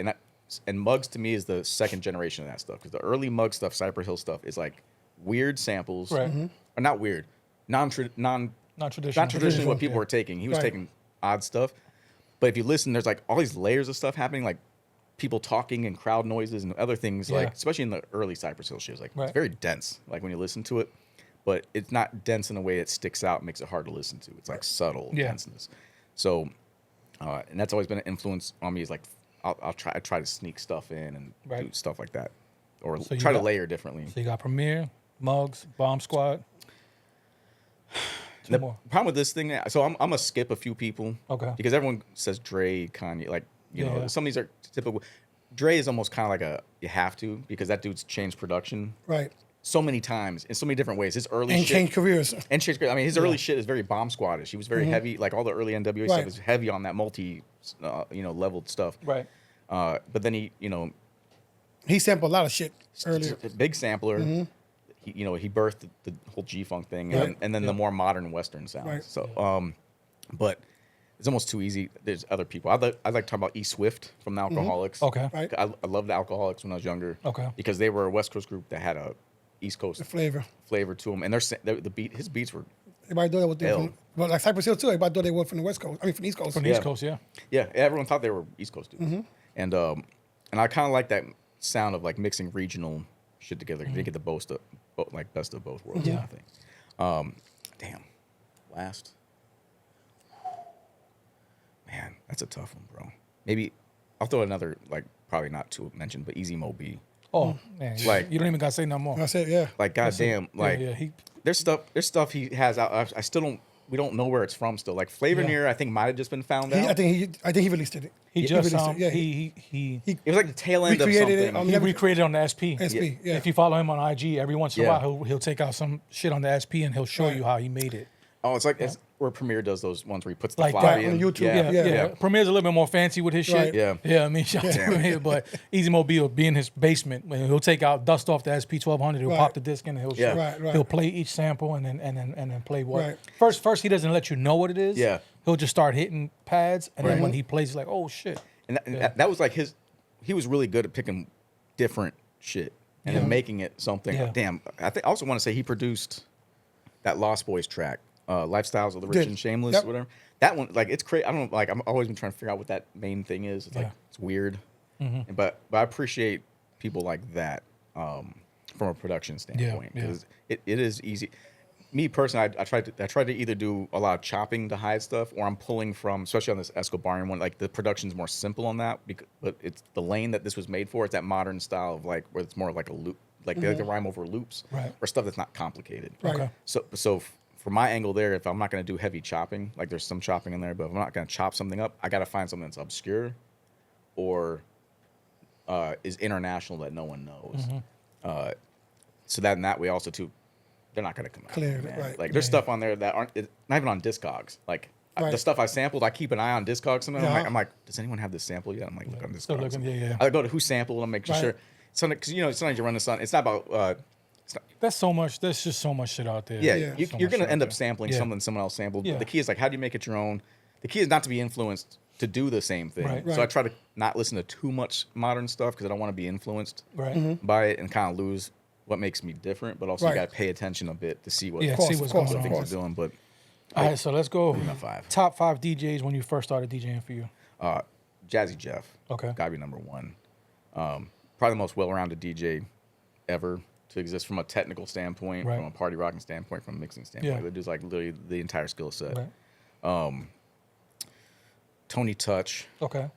Because I think he represents, again, kind of like that blend of being able to do clubs, mixtapes. He talks in the mic. Like, I'm not a talker on a mic. Like, it's funny with DJs. Like, some people like that, they use their voice as the way to cover up the mixing. They don't do. To transition, right. Yeah. But that's a skill set in itself. Like, I saw Kid Capri at the Kissimmee Ag Center, if you guys remember that, in the mid-90s. Yep, that was the Haystacks. That was H. Ringer that did that. Shout out to HR. Shout out to Ringer. That was like, that was crazy. That place was packed. And then watching Kid Capri like do all records fast. while talking and walking the crowd through the whole thing and like keeping the energy at that level. Right. That's I appreciate. So Kick Free, Tony Tucker put him in kind of that category. Like for that kind of stuff, like I can't do that. So like if you ever hear one of my mixes, I have to. And they both done party clubs, mixtapes, albums. Yeah. Produced. You know, they done. They're probably one, like the prototypical like of you versatile DJ. DJ. I mean, you do. Yeah, you do the same thing. Same thing. Kind of, but like it's probably different because I grew up listening to those guys, so I kind of put them on a different level. But of course. But they're, I think that it was people like that kind of inspired me though to kind of not get too stuck in one particular thing and try to do it all a bit. Right. But yeah, like I have to speak through my scratching and mixing. Yeah. Like I'm not comfortable getting on a mic. And rah Right. people and stuff. That's a whole other. That's why I get when people bring hype men to do it because it's. I've had MCs do that, like when I'm DJing, like handle that part. Yeah. That's cool and all, but who else, man? 2 more. Tap Money. Okay. Was big and Dirty Harry. That's okay. I'd have to say those. And what about now? Oh man, that's a good question. Who do I follow now, man? D Styles. Okay. Of the Invisible Scratch Pickles, like Cubert's crew. Like I follow everything he does. Babu from the beat. A lot of the Beat Junkie guys, like that stuff. A weird one. Actually an odd one that probably no one's ever seen on the show. Mr. Dibbs. He's a dude from Cincinnati who hit a DJ crew back in the day called the 1200 Hobos. Heard that name before. Yeah. So he was like the main dude who had that whole thing up. But his mixtapes are like the next level stuff. Like he has one called Turntable Scientific. If anyone's listening to this and you go look on YouTube, there's one called Turntable Scientific. And I've never heard anything like it has everything from like Mad-ism being beat juggled to like a snippet from that cartoon Robin Hood with the fox guy. Like he mixes every goddamn thing on earth. Tracy Chapman's in there. Like he's like the king of like breaks and like sample and like all types of weird stuff. But it's almost like psychedelic at the same time. But I've never heard anything so produced in my life. Like that thing like fucked me up when I heard it. I was like, holy shit! Like you could make a mix, but you could also like make this like crazy cut and paste collage thing. That nothing else on earth is like. And it's unique to you because it's the stuff you're into. Yeah. So, I throw him in that mix. So he still does stuff today. He's in an interesting thing. He's into weird stuff. Like if you follow him on Instagram, he's got a crazy Instagram. But that dude's like at the end of the day, like so ill that people miss on. It's funny because and that's just to cut you off real quick, but it kind of reminds me of Dewey. Yeah, it's like. He had that kind of Dewey vibe. Like that's the thing about Dewey that was crazy is like the technical skill stuff sometimes wasn't there compared to like other turntables at the time period. Creativity, but it was like his mind. His mind was in a totally different spot. My favorite Dewey story was I was doing a gig with him and a couple other guys at the original Will's Pub when it was on 1792. Before it moved to downtown. Moved to 1792, like farther down to where it currently is. It used to be a little farther north, closer to like where the Science Center is. It's a little farther up Mills. And, when you walked in that place, it was like a bar, a pool table, and then you go through another set of doors, and the back was like where the stage and the sound stuff was. So we're doing a gig, and it was Dewey's time to jump up there and stuff. And he's playing Cool Keith or like Ultra Mag or something like that. But like the audience is kind of just sitting there watching him and people aren't like moving as much as he wants. And he like jumps down off the stage and he's like running up into people's faces and screaming the lyrics at them and telling them to fucking like sing along. Like what? It's like, what's wrong with you guys? This is just like just parading the crowd. Then jump back up there, throw another song on, and come back. And it's like, I was like, holy shit, this guy, man. He was a unique character, bro. Yeah. And he's doing some big stuff too now, man. I keep up with him a little bit. And, he does a lot of audio visual stuff. He was ahead of the game on that audio visual. Like everyone does audio visual. Yeah. He was doing that VHS shit. Long time ago. I used to go see him one time at the social. I saw he bought all these VCRs where he had like 8 VCRs. Yeah. And then behind him he had a projector and he was playing like fucking like Frankenstein and then with something else. And then I just reconnected with him on IG actually. Yeah. It's crazy how much but again he was always like his own dude. His mixtapes were some of my favorite. He has Super Core Dewey, Down the Road to the Bank, and there was another one. Like we used to circulate those he's the reason why I have an H unbugged because of him. Oh really? Because it's fucking crazy ass mind. He's like, yo, you know what, June? You in the South. take the other G out and put H. Call it bug. Yeah. Just Really? like that. Just Damn. like that. That was him, man. Yeah, and what's crazy too is like also Because like, even though cut you off, Yeah. even though what we had afterwards, we were actually quite kind of cool, stuff Yeah. like that because of him being in the DJ scene, and even though he was part of the Heavy Sounds, Yeah. we were part of the Full Impact. We got along, Yeah. to a certain point that had something happen, but that's a long story back then. But Yeah. because of him, I have the H and the fucking That's the crazy. June bug. Yeah. It's ill too because just how everything lined up too. But like Diplo is from here. Right. People don't remember. Yep. From Winter Garden. Yeah, Wes. He was just Wes. This guy used to come out to events. I went digging with this dude. There was another DJ locally, Magi. I don't remember from the mid '90s. He was the dude who introduced me to him. But like hit the record shows a few times with him, and then lost track of him. Right. And the next thing I know, I see Hollertronics and Diplo on everything. I'm like, holy shit, it's crazy. But he put Dewey on to that Mad Decent label thing. Well, what happened was, long story short, is we want to get Dewey on it because we want to Right. hear it. Right. Oh my Right. God! If there's someone you got to get, it's like No, absolutely. Dewey. I've been in contact with him. You got to book him for a whole Yeah, we fucking gotta day book- because But I Oh, know yeah. I know he comes for the holidays to Yeah. visit his family. But from what I heard, and I don't know how true this is, what I heard is that Dewey moved to Philly, yeah, and Diplo was still here. They were friends. yeah. Diplo moved in with Dewey to Okay. Philly. Yeah. So we'll let That's how Dewey that started, yeah. That's how that started because they were friends Interesting. here, and then Dewey helped them out in Philly, and that's Right. how Diplo got on. But I don't know how true that is. That's what I've heard, but we'll get Dewey to clear that Oh up. man, I would. you know I'd what I mean? love to hear it from him. Like So, his and that's perspective big. on that. But that's You know what I'm saying? Yeah, That's big. yeah. Because that dude's we like we the all biggest know who damn Diplo DJ. is now. Yeah. Major Lazer, everything that comes along with it. That MIA chick that because he produced that song. The Swagger like us? no, not what's the other one? No. One has like the gunshot and the cash Dun, register dun, sound. dun, Yeah. Paper Planes. Paper Paper Planes. Planes. He produced that shit. Dewey? Yeah, not Dewey. Sorry, Diplo. Diplo. Right. Yeah. But yeah, damn, that would be yeah. Yeah, I just hit him. Dewey He for responded real. to me on IG, so I just gotta keep that relationship going. Hell So yeah. hopefully we can get him here. So Yeah.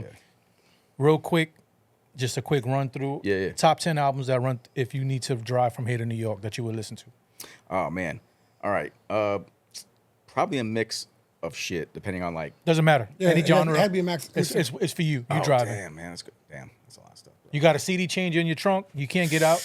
There's no Spotify. You're Right. putting these 10 discs in, Yep. and it's your drive. Is it? Mixtapes, albums doesn't Yeah, matter. it doesn't matter what it is. Oh shit! Is it this year or Don't matter. back in the No matter what, day? It's you. Okay. You driving. It's you. It's your playlist. Man, that's Not you, not your wife. It's you. It's you. oh shit, man. Let's see. Illmatic would probably be in there. Okay. That's a joint I never get tired of. Right. Maybe Outkast's first or their second joint. So either Okay. is it AT-Aliens or Southern Playalistic Cali. Southern Playalistic That's is their first one. One of Okay. those joints. Probably the Goody Mob first joint. Right. Because for Southern shit, I listen to a Ghetto Boys album in there somewhere. Okay. Because that's super big. And them and who is it? Who's the producer of that shit, man? Something Joe. Anyways, where we at? 3, 4. That's 4. 4. Probably Alcoholics 21 and Over. Okay. The EP. Okay. Man. I probably have to throw in some other shit, man. Yeah, whatever. It doesn't have to be hip hop. Yeah, you know what I mean? that's a hard thing, man. Because it is like I don't listen to albums. It's almost like a DJ thing. Like I listen to cuts. I listen to cuts, but there are certain albums you Yeah. can't play from the beginning to Right. end. Yeah. Damn. Yeah, you put me on the spot because I'm like in my head. I'm like, damn. Anything. It could be jazz. It could be rock. Whatever you will. Shit, So you man. need 5 more. Yeah. So I would throw in a Parliament joint. I don't know which one. Maybe Maggot Brain. Okay. Probably because that Very hard to find. That joint goes on album right now. Yeah. Very expensive too. which is crazy. Because I used Yeah. to see that all the time in the fucking Right. stores You back wish in you the day picked for, it up. for like Now- $10. Yeah. Now they're it's- going for $500-$600 Oh my each. God. Anyways, go It's ahead. crazy. Next one. Let's see. Yeah.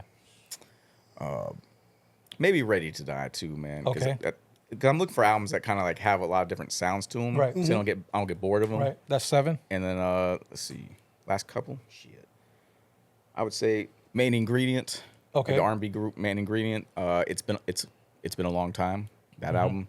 You never listened to it. That shit's production's crazy. Harvey Fuqua, the producer. That shit bangs for like a 70s R&B shit. Okay. And you've heard it's got samples on there. It's one of those albums where it's like every other song someone's flipped. Okay. So it's like kind of recognizable, but Right. hearing it in its original form is super dope. Two more. Maybe That's What I Call Music number 14. No, I'm just kidding. I want one of the, to be honest, one of those. I would love to bring one of those CDs from back when we were young, where it's like at 2:00 in the morning, where it's like this has got the best of Motown on it for one low price from Time Magazine. Or yeah, something those like kind that. of things. But damn man, I'd probably put in James Brown Reality. Okay. The Reality album. 'Cause that one's pretty dope all the way through. And then one more. 9. Shit, man. One more. All right. Maybe Nation of Millions, actually. Okay. Dope. Again, that'll wake you up on the end. Yeah, the end, right. That'll definitely get you motivated. James Brown to go through Jersey and get to New York. That'll push you through. Over. Yeah, no, it's a tough question too, because as a DJ, like it all depends, man. That's what I feel like right now. I'm like just pulling, but like shit. Yeah, it's a lot of music. Yeah. An hour later, it could be 10 different things. Yeah. Shit, Infamous. I forgot about that. Should go on there. Fucking. That'll be when you get to New York. You can swap out the disc. that Far Side first in joint. your CD book. You know what I mean? Yeah. So many. Got anything else? It's almost hard, man. Yeah. So, any final words to our listeners and viewers? Shit, man. Just you know what it is? Life sucks, so find the shit you're into and just pour yourself into that shit, man. Right. Do what you gotta do. Like take care of your family, take care of your bills, take care of that kind of stuff. But also make sure you find. You know what it is, man. It's funny when I'm talking to heads like our age and stuff like that, because most of us don't look old for our age. Right. Like I mean, classic, man. Yeah. Fuck that. And I almost think it's it's weird because it's like the music or something. Right. And people say that shit, but I think it's like it's a weird. In the areas I work outside of music and shit, like I run into people my own age and shit, and now it's like I look at him like, you look like my uncle or like my dad's age. And shit. Right. I'm like, we're the same fucking age. And I've got grays and shit like that, but like it's. And when I learn they're more wearing about they're wearing it. Yeah, but it's like it's weird. It's like because they get to a certain point in life and they're like they almost kind of give up on it, or they resign themselves to like I'm old and they don't have a hobby. They don't. They have got the dad shoes on. And shit. They stop wearing. They stop looking at whatever. They start. Happening. They're not. And it's you can do it tasteful. You can still dress, feel young and do it tastefully. You know what I mean? But I see a lot of those people too, and I tell my wife, please don't let me get the Velcro joints from Walmart. Right. You know what I mean? I have my shirt tucked in. I want to wear the fucking guayabera with my little hat, my linen pants. You know what I mean? What are those the Air Monarchs? Yeah, wear? I don't. Those fucking those Nike joints that you get shoes. from fucking what's the store? Rack Room shoes. Rack Rooms. No. Those, and I'm not saying, and also don't you don't gotta act immature and shit. It's just like, but there also is a giving up thing that I see, and it's like that's the one thing I feel sad about for people, man, because it's like you got one life, it's short, man. Life is short. Yeah, I say it every week. Life is short. Yeah, and it's like shit. And we all do different shit. Just gotta find whatever you're into, man. If it's like woodworking, man, go build some shit. Build me a house. You like art? Be drawing and painting, man, because it's like that's. Because at the end of the day, too, it's like all we're gonna leave is like behind stuff like that. Because eventually, physically, we are gone. Yeah. And then what's left is that stuff circulating. Because think of how many things you guys have that it comes from somebody's thing. Yeah. And then when you're not here, that's gonna be passed on. Right. Someone else. Yeah. So it's like we don't own nothing. We're just kind of temporary holding on. Yeah. Like my record collections guy, I'm like I gotta pass this down to somebody. Yeah. Right. Because like shit. Because my wife's like. She don't know what to do with that shit. She's like, right. But I'm like, please find somebody who knows what shit is worth. Right.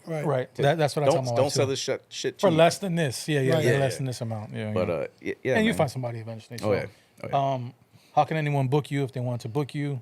The easiest way. So I'm not as an old guy. I'm not super on social media. Right. I'm really only on Instagram and shit, man. So if you go to DJ Dolo 76 Instagram, I'm there.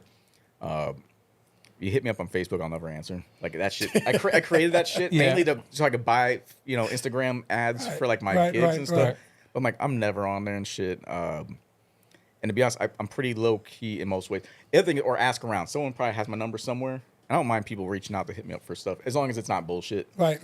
Like, don't hit me up going, it's for the culture, bro. Like, that's cool. I'm too old for the culture. Right. Like, we got to come with something. It's either money or like a verse or something. Something tangible. Yeah. Like, don't gotta pay me, but we gotta come with some sort of thing. Right. But man. But I'm open to stuff. It's just also I don't do as much stuff. Yeah, It's got to align. You pick and choose what you want to do. And Right, right. Nothing wrong with that. Like people come to me for weddings, and I'm like, I'm not. Actually, I've done some weddings, but it's only because they like. I'm like, if I'm doing the wedding, I'm not playing any. I'm not playing the cha-cha or the electric slide or anything. Or the wobble, we know. I'm doing none of that shit. When I, it's like, if we're gonna do that, I'll throw it on, and that's when I'm gonna take a break. Right, I'll take a break, but I ain't gonna be sitting there playing that shit. Yeah. But yeah, like I have a very specific niche of, music and skills type stuff. So audience. So if like that's what you're into, cool. And if not, like I'll connect you to someone I know who does that stuff. Right. I don't mind sharing gigs. You got anything else? No, I want shit. Well, before you leave, while you do that, I want my shit signed. Oh yeah. Fuck that. Where's the marker? I got a marker there. He got a marker too. I got a Sharpie. We got about like a gold and a silver Sharpie. Huh? We got I need a gold Sharpie and a silver Sharpie. I have it in the house, bro. That's in the house. It's not gonna do us any good in the house, man. See, I want my shit signed on the record. What you said? If I don't give him a hard time, he give us a hard time, right? Then buy the motherfucker then. I'm gonna go to fucking Hobby Lobby and get some do that. Some shit. Do yourself the favor. Go to Hobby Lobby. Right. So with that, we would like to salute DJ Dolo for sharing his stories on Respect the DJ's podcast. Many thanks to you, our loyal listeners and viewers. And as always, we have another exciting episode coming up. Stay tuned. And until then, I've been your host, DJ Khaled, alongside DJ Junebug for Respect the DJ's podcast. And we are out. Peace. Thank you. Peace. Yes. I'm getting my shit signed on the record. Fuck that. You want the record signed? Damn right. Shit, I gotta play this shit. I got the CD I can play. I want to hear it in analog. Yeah, it's all right. Street Dreams Music Group. Play that. Play that.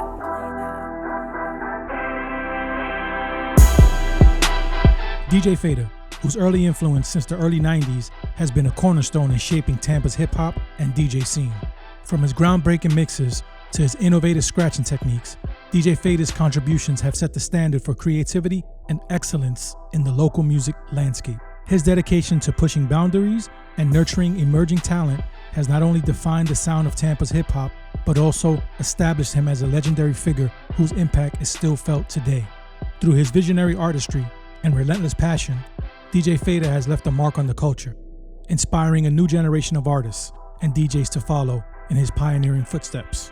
DJ Fader, Respect the DJ's podcast, salutes you.